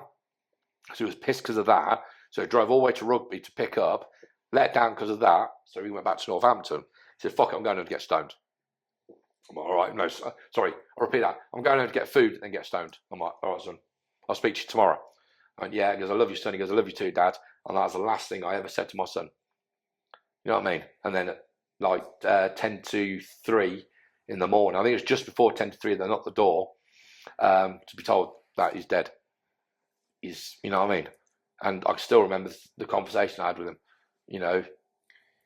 Yeah, the phone call that I got from my mum was blood-curdling screams as well. And again, I won't know how to get that out of my head. I don't think I ever will. No, it will stay you forever. And my biggest fear is getting old and getting dementia and forgetting it all. That's my biggest fear, forgetting it all. You know, in a way, and I don't mean it in a horrible way, I'd love to forget it all because it haunts me every day. I still have nightmares. I still wake up in sweats. And that's 3 years on. It still gets to me. I have dreams that them 5 are attacking me and my sons can see me being attacked. And then I have dreams that I'm at the other window and I can see them attacking him. I'm trying to break in. I can't get him. And it wakes me up. I wake up in panic and sweats. And you know what I mean? I don't even sleep in my own bed anymore.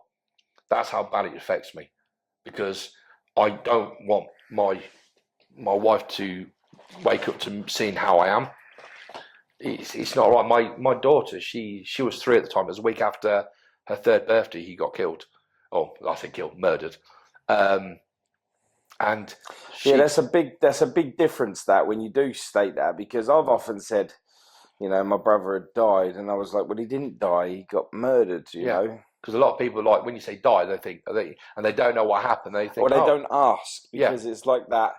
Oh, you don't really want to talk about it because someone's died, and it's like you don't ask about that. But when you say the word murder, you're just like, and of course, people look at you just like, whoa, like what? That's the problem. And now all Reese is a statistic. He's just a number in the system.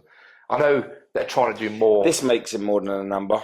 Yeah, no, it definitely does. Podcasting, you know, just telling the story to keep the legacy alive, to help raise awareness that lifestyle just isn't right. And, you know, you're not the only parent out there struggling with a kid that is selling drugs. And what do we do? Like, that's, you know, it.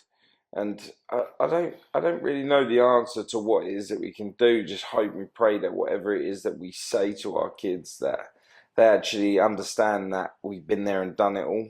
Yeah. And we're telling you the outcome is real. Like, you can be in danger. 100%. And the problem is, like I said, the amount of times I spoke to Reese about what he was doing, he was like, he was one of these children or kids that when he set his mind to something, you couldn't deter his mind. You know what I mean? His mum could have come down here, ripped him a new arsehole completely open. He'd have gone, oh well, I'm still going to do it. Just tell you what you want to hear, and then when you're gone, carry on. All he looked at was, and I personally think the money was good for him. He was getting nice designer clothes, designer shoes. You know, not saying design. He was wearing Nike Airs all the time, new ones. I think it was every week was buying a new pair of trainers. You know, nice jeans, nice clothing. You know, going out enjoying himself, going out raving, staying at nice hotels instead of shitty hotels, stuff like that. And I think the money side of it was more the enticing side of it than selling than the selling side of it. I think if he could have got away with selling it without getting either caught by the police, any aggro, I think to this day, even though he said he was getting out of it, I think personally he'd still be doing it on the side. And that's the truth. Even though he's saying getting out of it, because the money's too good. Once someone starts selling and starts making a lot of money, anyone says they're going to get out of it, in a way, is a little bit of a white lie. Because I know people myself who sell, and they've said many times, I'm getting out of it, and they're still doing it 3 years on. Yeah. That's the problem with the lifestyle. It's so hungry that it eats you alive to be able to be. I think everyone that started drug dealing, or anyone that has started drug dealing, had an outside plan, and the plan was, I'll just do this till I made enough money so I can go off and do my own thing. Yeah, that's it. But it doesn't work like, because every time you earn money, you get the reputation, you get the like. You go out and you're the one buying all the drinks, and you're the one, because you want to go out and spend money, and the person that you go out with, they haven't got no money. So what you do is you say, "Oh, that's all right, I'll get you something." He did that many times. He did that many times. Like sometimes, like the people who used to sell for him, he'd go out, like they'd meet up and he'd buy more dinner and buy them drinks. Yeah, do you know what I mean? You make 10, you spend 20. Yeah, that's it. And literally, I might be a lie. Maybe he might have turned around and gone, right, that's it, I'm done, and prove me wrong. Do you know what I mean? And I would have hoped that if he was still alive, he would do that and prove me wrong. Do you know what I mean? But, like I said, the people I know that have done it, they've got, I know one lad, he now works as, he does building construction, stuff like that, but still sells on the side. Yeah. Because he makes good money as a builder and stuff like that, and he's self-employed, he can lose the money. And that's, a lot of them do that now. They do, like, a lot of them are block pavers, and they do block paving, and they've got people running for them. So the police go like, "Oh, not me. I'm here at work. How can it be me?" Yeah. And they're losing the money from being self-employed. But and a lot of the big guys, they're clever. They know what they're doing, and they know, because they've been doing it for so long, they know how to do these things. And the problem with Reese, even if he went to prison, he would have then met someone inside that said, "Oh, I can make you more money," and they'd have gone, "Really?" And that's where, if he'd gone to prison, it'd have been worse for him. I personally think if he'd gone to prison, he'd have come out, he would have gone, "All right, okay, I won't do it," and then that little bit in his brain would be going, "I wonder if I did that, I'll make more money." And and then he would go, "I'll do it," and then anyone could try to talk him out of it because he set his mind on it. It was like that. But like I was getting back to like what happened that night. Most of it was a blur, literally a blur. I remember finally getting hold of two of his best mates. Well, three of them actually. Sorry, I couldn't get rid of the fourth, but I got rid of his mate. I got his mate Tom, Rob, and Taylor. My mate Tom was on tag, but he broke his tag because he couldn't handle it, and he just went off. But apparently his probation officer's like, "All right, you had a good reason to." It's like, could not like say my mate was murdered. Rob, he come from Weedon, like a bat out of hell, and it is about a 5-minute drive, but I think he did it in about 2 minutes. Oh, really? Literally, come like a lunatic, come in, and he was crying, cuddling me, and I was like, and I'll be honest, I was emotionless. I weren't crying. I just didn't know how to act. I was like, then we finally got hold of Taylor. He came round. He was crying. I was comforting both of them, but I still didn't know how to act. And it's like, and all between this, I had to go upstairs and tell his brother that his big brother had been murdered, and he just didn't know. And he started crying, and I was like, "Look, do you want to come downstairs?" He's like, "No, I was just staying here." So I left him in the room, but I kept checking on him. Yeah. But it was like, I was so emotionless. I didn't know how I was meant to act. It was like, I don't know if the shock of it was like stopping me from being crying. And to this day, I hate myself because did I do wrong by not crying? Did I do wrong by not showing any anger or any rage? Because I wasn't angry. I wasn't like anything. That was the thing. It was like,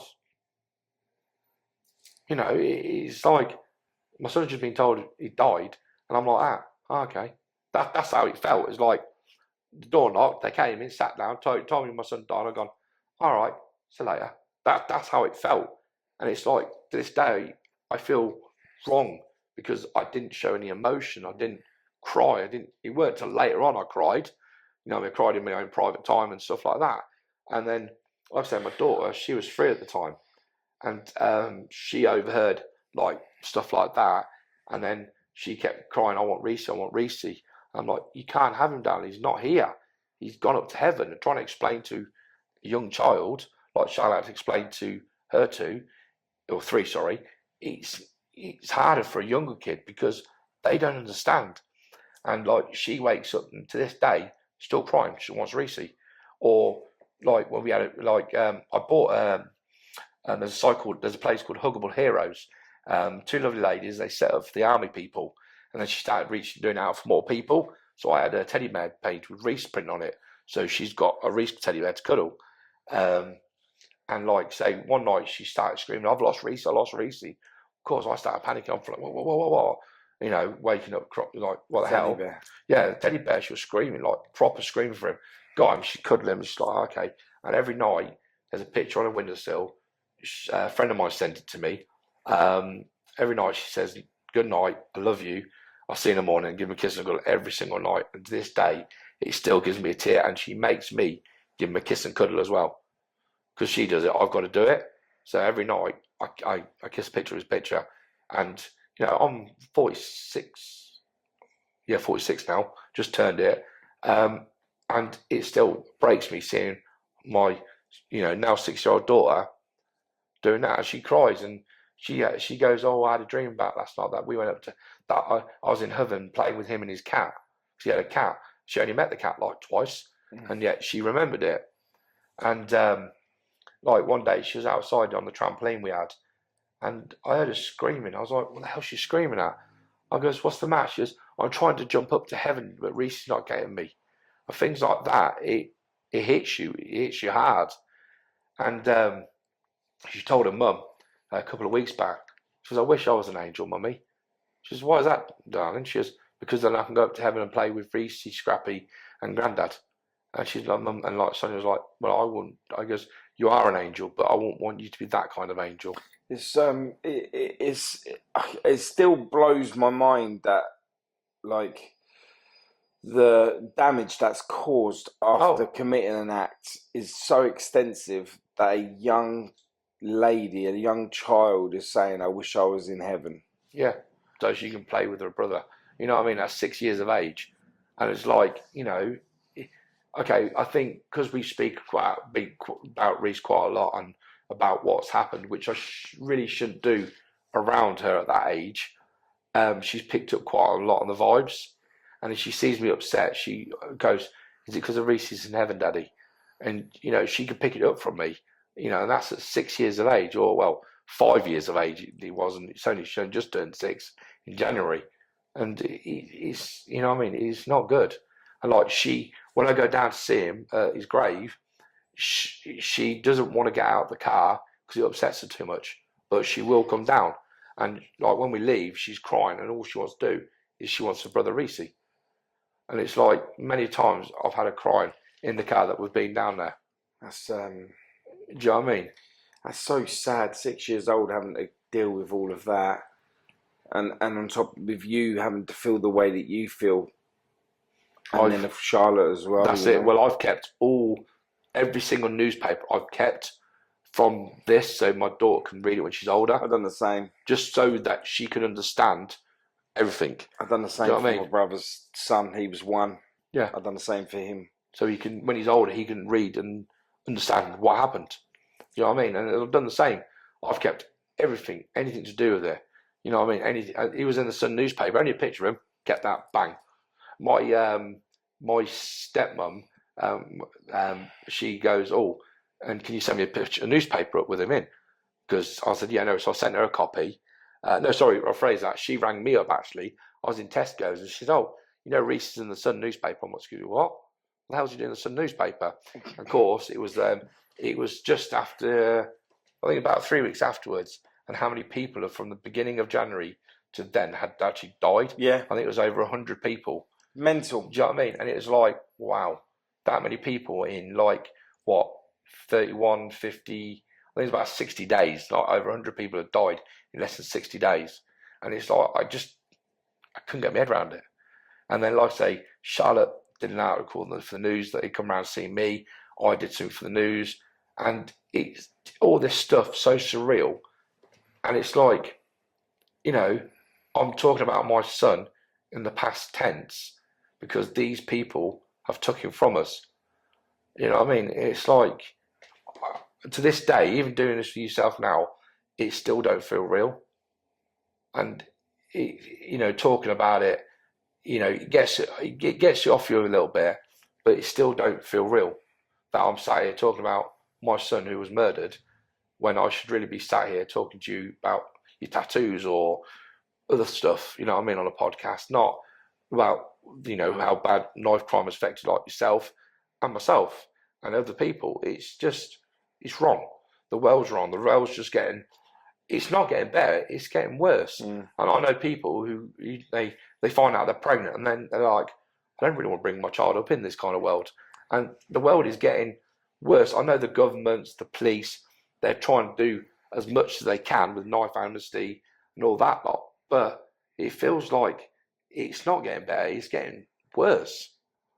You know, like I went to London for my birthday, and I didn't know the day before, literally 10 miles away from Camden, some student was stabbed. It's like, what the hell? Do you know what I mean? Every day I go on Facebook, someone else has been stabbed. Yeah. Someone else died of knife crime. And like when I was younger, you never heard of that kind of stuff. Is that because we never had social media, or is that because we didn't really pay attention to it? Do you know what I mean? This is the question I asked myself. It's like, was it hidden? Was it better hidden? Or was it just kept off, like say, because we didn't have social media, where knife crime's not that, you know, like to the police. Oh, well, it was only knife crime. People glorify it like it's, yeah, I know, like it's just so right to be, and it's not until you're on that path of suffering that you know what the real answer to that is. No, it is the truth. And like people, you know, you said to me like, oh, you know, why Reese? Why Reese? Because, you know, he was such down, you know, he would give you, if it's raining, he'd give you his coat. That's kind of, if you needed money, he'd give you his last pound. You know, that's the kind of person he was. And one of these lads, he bailed him out for owning another deal of money. That killed him. Do you know what I mean? That's the kind of lad you can see what Reese was. And it just, like, it doesn't make sense. It still doesn't make sense. You know, I don't condone what Reese did for a living, but the person of Reese, I'd take away the drugs and that lot. He was lovely. He had an amazing smile. He'd do anything for anyone. He'd help anyone. He got out of his way to help anyone. That's the kind of kid he was. You know, and I feel like I did the right thing bringing him up that way, but didn't bring him up enough to pull him away from drugs. You know, when he's at the skate park, if there's young kids, he'd make the other lads stop, like, oh, come on, let them use it. Or he'll show other kids how to do these tricks. You know, that's the kind of person he was. It sounds like you blame yourself, man. I blame myself for a lot of things, and I always will, even though it wasn't me who kicked them doors in. It wasn't me that did what it did to him. I still blame myself that, one, I always promised him I'd protect him, and I wasn't there to protect him. Two, you know, I feel like I didn't do enough to pull him away from the drugs, even though he was stubborn. No, I mean, he was stubborn. He was like his mum. His mum set her head on mind something, she'd do it, and that's where Reese got it from. And you know, I'll never blame her, and I know she'd never blame me, but I know I blame myself more than anyone else could blame, and I will always will, even though, like I say, it isn't my fault. I didn't put the knife into him. I didn't do what happened to him, but I have nightmares. I don't sleep very well. I average 3 hours, 4 hours on a good night. You know, I've had therapy, that hasn't worked. I know I need anger management because I get angry very easily, but I find that all these therapists, they just repeat themselves. Textbook. Yeah, it's all they do. Sometimes I feel to myself, had they been in my situation? You know, I'd like someone who's been in my situation who's grew past it, dealt with it, and knows how to handle it to talk to me than someone who's just gone, and I don't mean no disrespect, have gone a degree, done this, done that, done therapy, and go, right, so where do we start? And then you're like, well, you're the therapist, tell me. And, they told me I had to go and see. You're one of them. Yeah. And then I went to go and see they wanted me to go see a psychiatrist. I said, I'll go see a psychiatrist. I've got no problem, I'll go see a shrink. And they said, oh, yeah, it's between 7 and 9 at this building. I'm like, 7 and 9 at this building? So, all right, okay, whatever. Went there, and it was a community centre, a sort of community centre, but it is for like that. And she's just put me in this room, and I felt like this ain't like a psychiatrist. It's like, and she's, oh, you can come whenever you want, have a cup of tea, have a chat. And I'm thinking, what, an open shrink? What the hell's this about? You know what I mean? And I just didn't feel right. And like at the moment, I need to chase my doctors up because I told them that I'm having issues, I'm having anger issues, I'm not sleeping, and there's a lot more things that's going on with mental health, societal. And they said, oh, we'll send you a text. So they sent me a text, fill this form out. I heard anything. Rang up again. Oh, send me another link, same text, filled it out, done it again. Third time, still not heard. And it's like, do these people not actually care? And it's like, they wonder why a lot of people like take their own lives and do stuff like that, because I feel like there's not enough help out there for these people. It's a real shame that you're not getting the help that's needed within the time that you need it, because like you say, suicide is so easy to do. Yeah. But also one of the hardest things. It's a shame that they're almost pushing you into suicide so they don't have to do it. I've tried taking my own life many years ago. Because of this? No, not because of this. Because my relationship with his mum was going down the pan. Do you know what I mean? So I know how easy it can to take your own life. I didn't. I'm still here, and so I know how easy it can be done. And after that, I didn't get much help after that either. You know what I mean? So even though this is on my records as well, my medical records, that I did try taking my own life, saying I overdosed. You know what I mean? You'd think, oh, hang on, he's quite. Do you know what I mean? Far gone. That's it. Needs help. That's it. I won't lie. I've had a nightmares that bad. I've actually wet myself. That's how bad the nightmares have pushed me to after this was happened to Reese. I'm not ashamed to admit it. Deep trauma, that, mate. Do you know what I mean? And I've told the doctors that I've actually wet myself, and they've gone, oh, you need to test this for test for that. It's like, it's not because of that. It's because my brain. They have to rule it out, though. Yeah, that's it. And it's like, I've had diabetes tests, I've had this test. They told me because I'm overweight, and it's like, it's not because of that. It's because I'm having a nightmare. I can't wake myself up, and then it's happened to me. You know what I mean? I think it's happened 2 or 3 times now where I've had been that much of a nightmare that I'm getting up. I can't wake myself up to get myself up and thrown out. I've had an accident. It's like, I'm 40, like I said, you know what I mean? I'm 46 now. No, I shouldn't be like that. You know what I mean? Okay, if I'm a little bit older, then you'd understand it. You know what I mean? An old man. But it's like, because of this, all my mental trauma and stuff like that was going on is affecting me in so many different ways. It's unreal. It's, I don't talk to many of my friends because of it. Do you know what I mean? I don't see hardly any of my friends because I feel like a lot of them are distant themselves because they don't know how to talk to me. Yeah. And I don't blame them for it. It's amazing in the hour of need of trauma how much your friends group does half, because one, they either don't want nothing to do with it, or two, they don't even know how to talk to you about it. Yeah. So it gets left, and then when it gets left, it gets harder for them to get back to talk to you. And also by that time, you're like, fuck, you weren't there for me when I needed you. That's it. Like I say, one of my friends, he's actually told me straight, he goes, I don't know how to talk to you. I don't know what to talk to you about. And he's honest with me. And I'm like, well, no, that's fine. And the end of the day, he does text me, he does message me, see how I'm doing, stuff like that. And, but if I try talking about it, he doesn't know what to say. Yeah. And I'd rather someone be honest with me than just cut their ties and go, fuck this, I can't be bothered it. Do you know what I mean? Because a lot of people think, oh, well, your son was a drug dealer. And that's what I feel like a lot of people think it is. And it's like, no, he's still a human being. No one has the right to take someone else's life. No. No No, one not at doesn't. all. And, that is the true facts of the matter. You know what I mean? Your brother, like you say, he was murdered with knife crime. And who gave the right for that man to go, no, fuck it, your brother's going to get died today, job done. Even though, that lad might have not meant to do that, but no one ever knows. And that's the problem. I think the lads.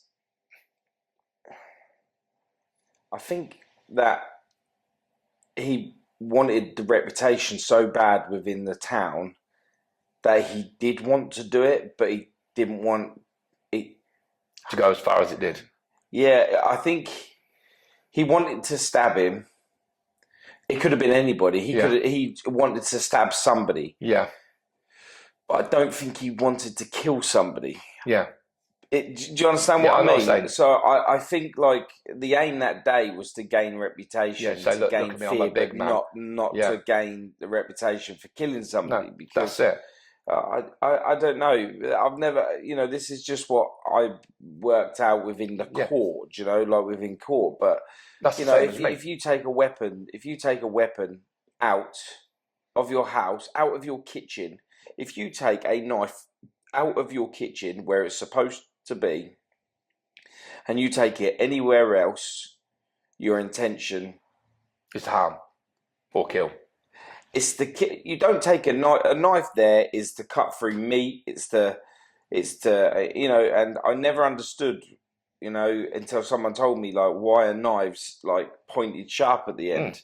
Because you're cutting it, you're not poking it. Do you know what I mean? So no, I agree with you. I think so. There could be something there that'd stop, knives from looking like a weapon. Yeah, no, of course you can. But the problem is, there's like I said, I know you'll never stop it, but you can buy knives off the internet. Oh, that's one of the biggest things that needs to be changed. Like, we went through this in a podcast once before when they'd banned zombie knives from the UK. Yeah. And from buying them on the internet, and what they done is they took the name off of the side of the knife. So anything that states zombie knife for it on the side of it, which is what they all had, they were banned. Yeah. So what they done is they took the name off the side, and they were sellable again. Yeah. So they haven't actually banned the weapon shape; they banned the title of the name, zombie knife. And the crazy thing is, I know. If you go into a like a gun shop, they sell knives in there. There should be a shop in Great Yarmouth. Yeah, on the seafront. Yeah. I used to go there and get all of my stuff, like stuff for. I used to get my knives for fishing and that lot there. Do you know? So, and then of course you had your novelty ones and stuff like that. Well, there. And me and Sonia, my wife, we collect weapons and stuff like that. And Reese, like, he used to come around and go, "Fucking hell, Dad, look at the size of that one." Like, yeah, and they're all out of the way. Now, I wouldn't think about going in the street and taking them. And after Reese was murdered for knife, after I found it was knife crime, I wanted to sell all my stuff. I want to get rid of it all gone. But I thought to myself, no, because Reese wouldn't want that. Because he knows I wouldn't use them. And it was like, then I felt like I'm a hypocrite. So I've got these weapons. My son died from a machete, big zombie knife they called it. And I've got, not something similar, but I've got knives in my house. But it's like, they are what I've collected before Reese was taken. And it's like, what do I do? Then I'm on that borderline there, like, you know what I mean? I'm just as bad as like saying to people, oh, it's easier to buy. But, there's two types of people out there. There's people out there who buy them because they think they look fucking cool and look awesome. Then you've got people who are collectors. Well, me and Sonia, we're collectors. And the only time they leave the house is we're moving. I wouldn't take them out in the streets, and even if I've told people I've got them, I don't take them outside. I'm like, come in. I think people get confused when they say knife crime is killing people. It's not knife crime that's killing people; it's the people that's killing people. That's it. Because I can have a knife in my hand and I'll cook dinner. Precisely. I can eat my food. That's it. We could be sat here you could right have now. The same knife in your hand and just go and fucking put it in someone like it's nothing. Yeah. It's not the weapon that's killing people. It's the people that's behind it that's using it to kill people. Because they see how other people, like I've seen people say, "Oh yeah, but the games, the films, and stuff like that." But films and games have been out for fucking years and years. And like I say, back then, 30 years ago, you didn't see people coming out of the house with fucking knives. You didn't see it on the news. Do you know what I mean? Weapons are changing. We literally had a phone call yesterday. Someone contacted us with messages, and they had a potato peeler at a serrated edge. Like they're about that long, Yeah, and had a serrated edge on it, and it's in like a folded. Do you know it's like and it's at an yeah, angle like yeah. this. It's being used as a weapon now, and that was by someone that was in year six. Year six, you're talking 12 years old, Fuck like hell. carrying potato peelers. Because if you get caught carrying a potato peeler, it's not the same as getting carried. And you know yourself, you only need a little Yeah, of nick course it is. to be able to puncture, Well, to cut your artery or anything like that. you juggle it here. Exactly. It's millimeters in. That's what I'm saying. Do you know what I mean? It don't matter that just because it's this big, it doesn't mean it can't kill you because it can. Anything can kill You you. know, and it's like, It's the force, isn't it? mm, But look at that 12-year-old girl who that 14-year-old stabbed in the throat. That's in the news. And like she was telling her friends, don't leave me, don't leave me. And the kid ran off and was telling everyone, oh, I didn't do it, I didn't do it. You know what I mean? Now he's saying manslaughter, and I think that's wrong. It's like how you've stabbed someone, you've killed someone. How can you say manslaughter? because and I went through this as well with charges. The reason why there is more people convicted of manslaughter than murder is because with manslaughter you can prove. With murder, you can't because you've got to prove that that person went out of their way to kill somebody. That's why murder always gets dropped to manslaughter, and there's still a high sentencing for manslaughter, but not high enough. Yeah, I agree. And you know, I think to you, you know, if you kill someone, and you meant to do it, I think that you know there should be more extensive things that I are think put in play. life for life. Simple. You know what I mean? If you kill someone, you do life. Bring Simple. back hanging. Well, I capital punishment. I've got a problem, no problem. You know, before. Do you feel like that now because you've lost someone? I've always thought about capital punishment should be brought back because a lot of things have happened.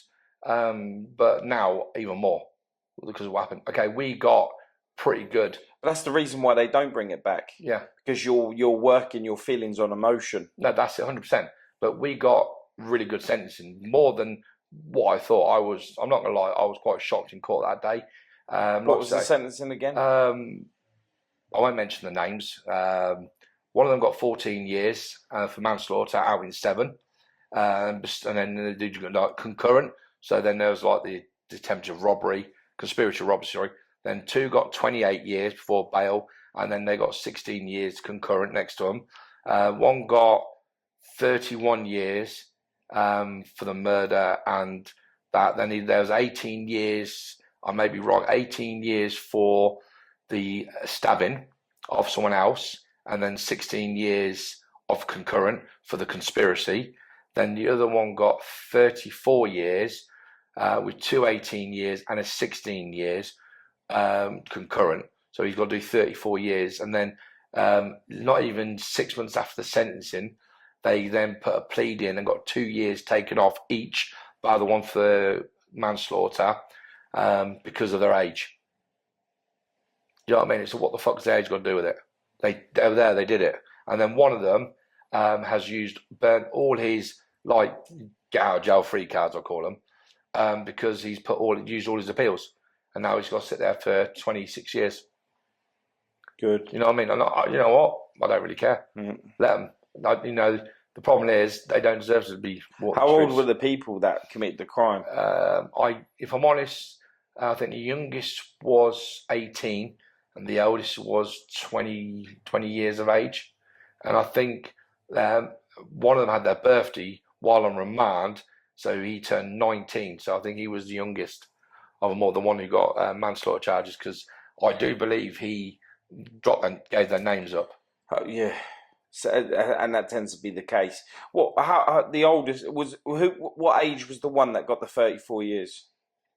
I think he was 20, so he'd be 54 before he comes out. Wow. That's if he comes out, because he was on bail for 2 knife crimes at the time, and he'd only come out of prison in January for threatening to stab his girlfriend. You know, that's the kind of he was walking the streets, and the other one who got 31, he got 31 or 32 years. Is he the one that put this group together to go and do it? Yeah, the eldest one, the one who got the highest, he was they reckon he was the. It's amazing, isn't it? He's let out on bail for 2 other knife crime offences. For him to actually then commit another knife crime offence that led to death. The one who got 31 years, they were going out looking for they try and start their own new group, D12 or something like D9, D14, some stupid gang name. They're trying to make their own gang, and they went looking out for this new other gang because they couldn't find this other gang. This lad who got 31 years, he then went and stabbed someone else, just a random person, in the back. And then that night, they broke down, and then the other went over and sliced this guy's face and scarred him for life. So, yeah. And like they were on bail for it, it's like, well, I don't get why. And even Charlotte, same as me, why? Why the fuck were they on bail? Why? You know, okay, it may not have prolonged of what happened to Reese, you know, because it could have happened later on for Reese, you know, if he didn't get out of it. But these two were on bail, known knife crime, you know what I mean? And then another one of them, on the 28 years, he was stopped going into a nightclub with cocaine and a big fucking knife. Wow. You know, and 2 of the lads, the ones who got the least sentence, they had a bright future ahead of them. They're both doing plumbing degrees. So they had quite, and the one driving. It's absolutely mental, because the person who killed my brother, he was an electrician. He turned into he was a junkie at the time, but he had a good path for a positive future. Yeah. And the lad who got manslaughter, he come from a very Christian family. Same. You know what I mean? And he smoked weed. He didn't sell it, didn't do anything. And he got told if he drives, he'll get $2,000 for driving. So he borrowed his mate's car, which wasn't even his car, and drove him there. And like, he went up and he was like a lookout, but there was so many stories from him. But Katie, who rang when we heard the call, that there was 5 people in the room. So he was obviously in the room, and even though I was outside, I was carrying a bag. I didn't see the weapons. Yet you don't see a machete that's big as my hand, like that long, coming out of a little bag. There's little knife pull cord bags. You know what I mean? Yeah. And then he tried disposing of his clothes at Tip, and another one tried burning his clothes a field near his house, and he got caught. Some old boy took a picture of him, and then went up and took pictures of the clothes and rang the police straight away. Police turned out and looked at them, and they clicked, because he had a Ring doorbell. They confiscated that. Seeing the clothing he turned up in was matching the clothing that got burned. They put it all together, and then he ran to Birmingham, and he was the last to be caught. All the rest were caught within days, literally days. They were, but he did tell this girl that he's going to hand himself in, but he just didn't know what to do. But it's like, what? So you think that makes you, a good citizen because you're going to hand yourself in, And then he's the one who burnt all his bridges, because he was first off. He was like, oh yeah, I didn't do it. I was only there, blah blah. I didn't know what was going to happen. Then to say, oh yeah, I had a baseball bat. Well, you still had a fucking baseball bat. In my eyes, his swing hitting Reese could have been that fatal blow when that person stabbed him. That could have pushed him that further in. That could have killed him. It's like, in all these things play in my head. It's like, but you said you only had a baseball bat. So what? You still went there. Yeah. Do you know what I mean? And like you say, and his parents, to this day, they still go out, protest outside London of like joint enterprise. Yeah. But when the judge read out the sentencing, there was no joint enterprise actually said in it. I know it's classified as joint enterprise, but they didn't get done as joint enterprise. I've even got the email, because I got sent the email of all the things. I can read that fully out, and there's no joint enterprise in it. So it's like, why are you outside the courts? Okay, I get it as a parent. You don't want your kid in prison. You want them to be with you. But it's like, read everything. Don't start doing protests if you don't know what you know what I mean? And it was, like I say, when we was in the courts, 2 of them, the ones who got the longest, they were acted up. They didn't care. They didn't give a shit. One of them, the one who got 31 years, he played dumb. He played like he didn't know nothing. So he had to have an interpreter with him. But yeah, in the interview, didn't have none of that. So it's like we had to wait for that. And then apparently he turned up and he was stoned. So it's like you can see the kind of person he is. And the one who got the longest year, they called him JK. On the day of the sentencing, something was read out and it got him a bit irate and tight. And he started swearing, and the judge said, "You need to calm down." And he turned around and said to the judge, "Goes, do you know what? Just give me my 30 fucking odd years and let me go back to my cell." It's like, you know what I mean? That's the kind of people. There's no remorse. There was no remorse in that at all.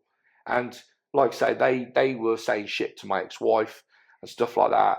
I just kept myself, I just kept looking down, listening to the judge. I just didn't want to look at them.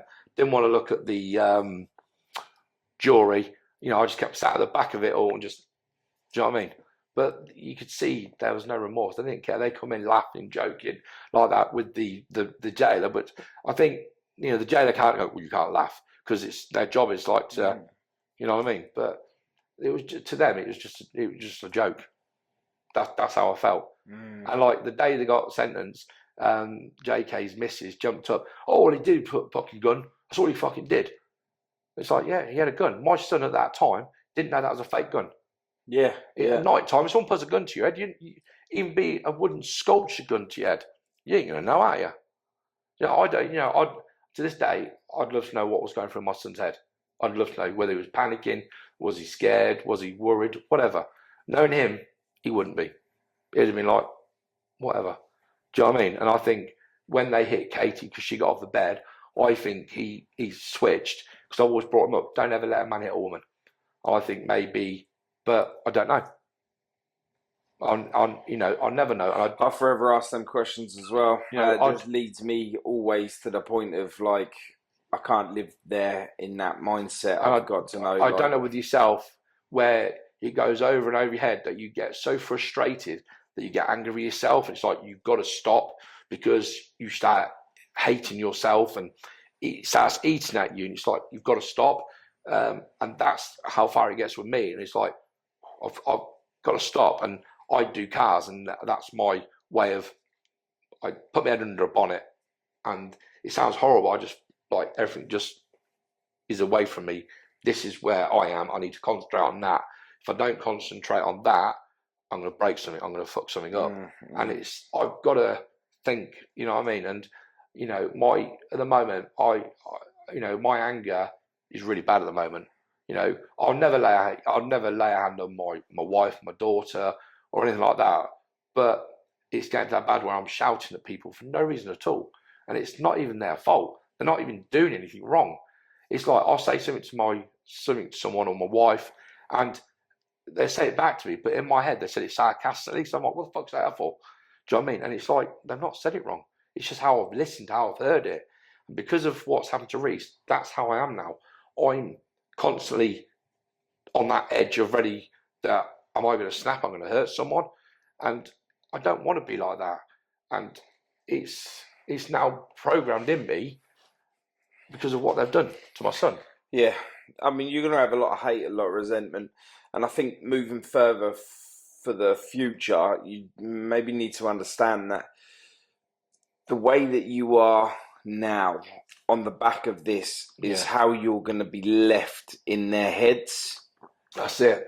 And it's all about, like, for you now and for me, we're leaving Charles' legacy behind. That's it. And the last thing that you'd want to be is something that no one wants to talk about. This is it. You know, in my head, it's like I need to stop being so angry, because doesn't matter how much anger I've got, how much pain and issue I'm suffering, it's never going to bring my son back. It's never. And I've got to not live with it. I've got to learn how to control it and manage it. But sorry, going back to the sentencing, the one that tried getting his sentence overturned, he actually posted pictures up on Instagram from the prison cell on a mobile phone with his jailmate.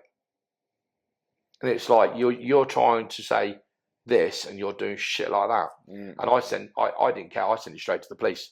and they got their techs involved, and apparently the whole prison, Peterborough prison, got raided, ransacked. Yeah, we'll do straight So away. do you know what? And I know a friend of mine a week later had to go and see her brother, who was in there for a misdemeanor, and he had a massive black eye. So I'm hoping the black eye was because he got fucked over. Because you know what, I ain't gonna lose sleep over it. Yeah. And I don't. The only sleep I lose over at the moment is the death of my son, not them. You know what I mean? If I got a phone call tomorrow and no one's died, I'd be like, oh well. I wouldn't. Do you know what I mean? I think you have felt the worst death that you could do, and no other death is going to come close to that. You just got to figure out now, like, where's the future going to take you now? Do you know what I mean? Like I say, you know, like I say, I lost my dad, and that plus losing my son, it's still eating at me because I'm not. I don't know how to grieve for the pair of them. I don't know how to grieve, and it's like, you know, my dad, he died of cancer, and my son was murdered, and it's like two different things, and it's like cancer's here, my son's here. You know, cancer is like is the biggest, like one of the biggest diseases of the world. Yeah, I lost my uncle 4 days ago to it. You know, what I mean, sorry if you lost. Yeah. Do you know what I mean? And you know, it's now how I feel. Knife crime is now taking over all these other illnesses, and it shouldn't be like that. You know, these people need to learn and like think to themselves as like, what the fuck? You know, if you're gonna have an issue with someone, use your fists. Yeah, okay, I know it can still lead to serious injury, deaths. I get that, but you have a ruckus with someone. Now, usually it's over and done with. Back in our day, like my day, you've had a fight with someone. Next day, you'll see them like, all right, mate, that's it. It's over and done with. Yeah. It never went on unless it was like a gang versus a gang. Then yeah, differently. But back then, there wasn't really gangs of people, were they? And like, if there was an issue, it'll be that gang will stand back, that person will stand there, that person will stand there. Them two will have a one-on-one. It's over and done with, and they'll walk off, and that gang will go that, or that person from that state, the group from that state will do one, and that state will do one. But this day and age, it doesn't do that. I mean, my mate going to the toilet, but I think nowadays, if there's a beef, it's not with one person. It seems to be with everyone, and it's like, what? I don't get it. I don't get the mentality of it all, and I think that's why there's so much hatred in the world that people use these knives, weapons to attack each other, and the world's just falling apart. Personally. Yeah. And I, you know, every day I wake up, and to me, it's like that's a plus. I've woke up. Do you know what I mean? Even though I shouldn't be here, my son should be here. That's how I see it. It should be the other way around.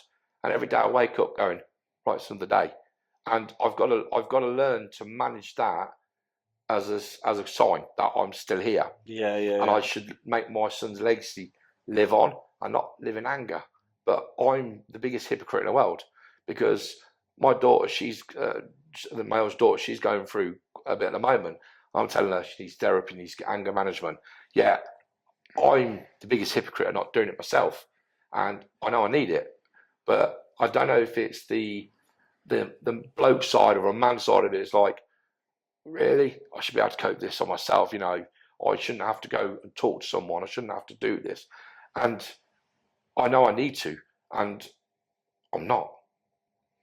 If that makes sense, I don't know. Yeah, if you find that yourself. I with my therapy. This is my therapy. I try and do as much as I can this way.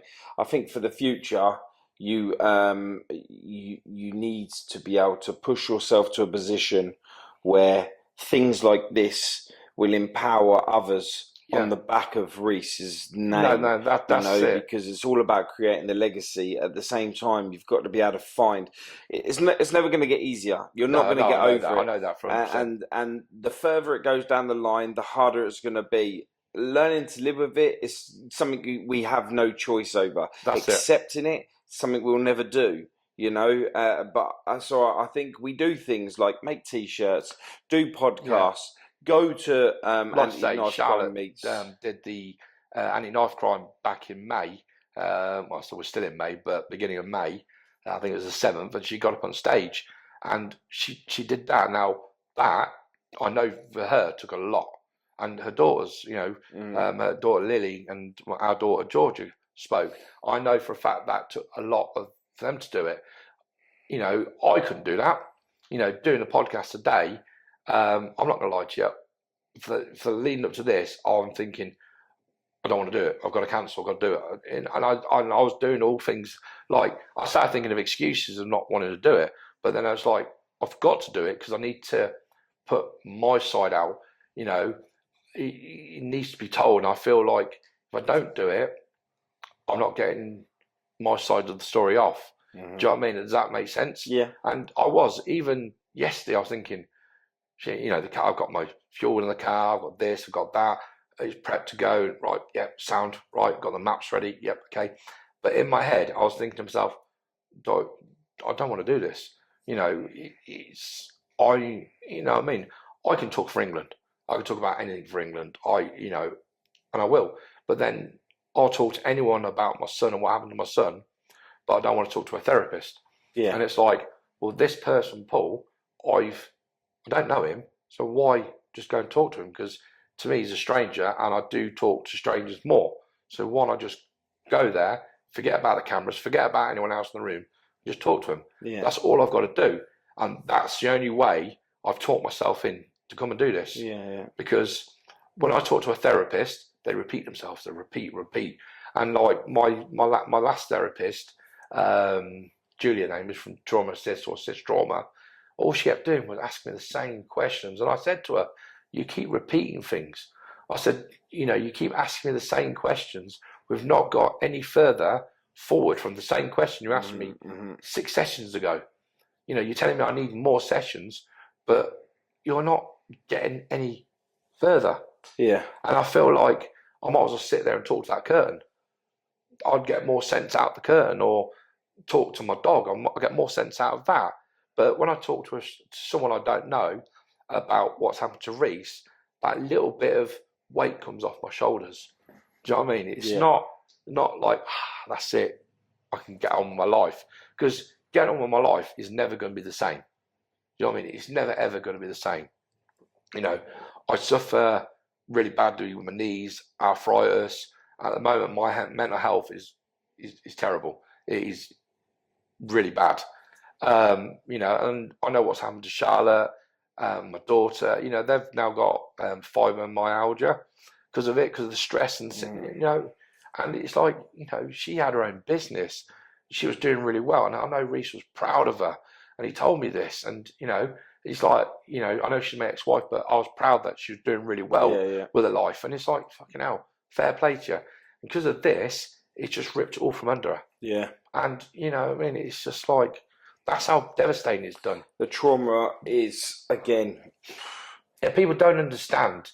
Like, they think when, someone's died, they think people go, boo-hoo, bury them, crack on. Yeah. It doesn't work like that. It doesn't know when it's your child. No, like I say, Charlotte done the funeral because I know she needs something to distract her. So I was like, okay. And then we decided to build Reese's first car. Like I said, it was a shell. I mean, when I mean a shell, it didn't have, I think it had the front screen and a boot on it. It didn't even have doors, back windows, interior, not even engine. So we had to source all that. And in, I think, I may be wrong, I think it was about 26 days, maybe less, that we got the car from a bare shell to welded up, to painted, to all the windows back in, to have an engine running for the funeral. And literally, it was the night before the funeral, we finished it. I was there till midnight on the Thursday for his funeral. And literally, and it broke down on the way, because that's Reese's car. On the way, we did a massive, is it procession? So we left from the funeral home, drove through the whole of Rugby, went through the town centre, because that's where Reese was born. As we come back to what's called the Clock Towers, which is about 3 miles away from the crematorium, the car broke down. And literally all his mates pushed it all the way there. They took it in turns, pushing the car for him. And just before they got to the road to the crematorium, someone goes, do you want me to tow it for you? So, you know what I mean? And that's Reese's car for you. He literally, it wouldn't be, that wouldn't have been the right funeral if something didn't go wrong. Because anything that Reese planned went wrong. So it happened. Do you know what I mean? Like his cars, anything to do with his cars broke down. Like I said, car shows, it'll break down day before, a couple of days before, or he'll buy a car and that day it'd be all the dog's bollocks. This next day, something wrong with it. Here, I'd have to fix it for him. And of course, when it broke down, it was like, that's Reese for you. That's Reese. You know what I mean? That's him saying, I'm here. Do you know what I mean? Yeah, mine's magpies. Yeah. Yeah, it's quite powerful. The whole thing's been powerful. Your story's been absolutely powerful. Your journey's tough.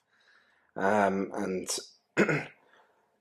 every time I go through a podcast, it resonates with me hard because I've got to relive it every single time. And whilst you're talking to me, I'm thinking, "God, that was the same for me," or "Mine wasn't like that," or it just hurts. And the fact that you've come down today to talk about Reese and to help raise awareness on it needs to be raised on this knife crime problem.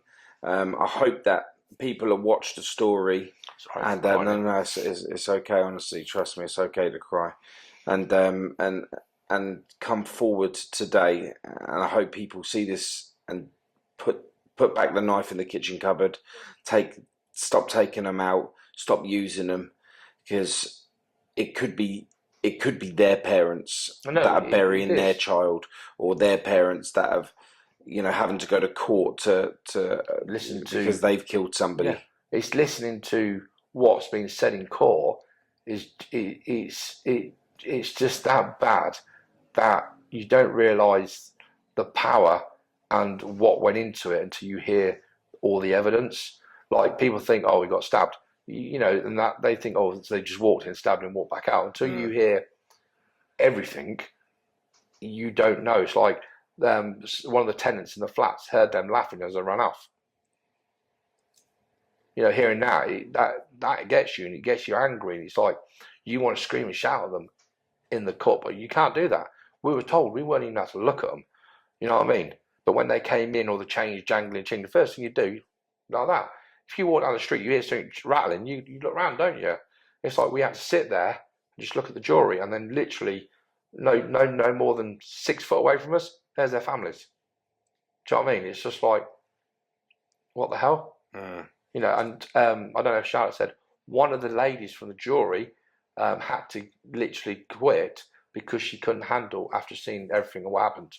She had to, what I mean? That's how powerful it is. They got to see the pictures and the evidence and like the proper everything. We didn't look enough. I know they wanted to play the video in court, but they didn't do it. So, and there's I know there's police footage that we could have watched, and I was like, I wanted to, but I was like, no, because I just need to remember my son as how I remember him. Because if I see him bloodstained, and I think it just ruined me. I think personally that would have sent me over the edge. And that's literally the truth. Knowing him as how he was, okay, yeah, I had to ID him, but he just looked asleep. I didn't see all his injuries and stuff like that. Okay, his chin.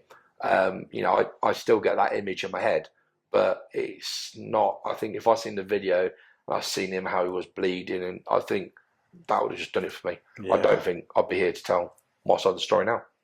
I'm glad you are, and I'm glad my viewers get to hear your story.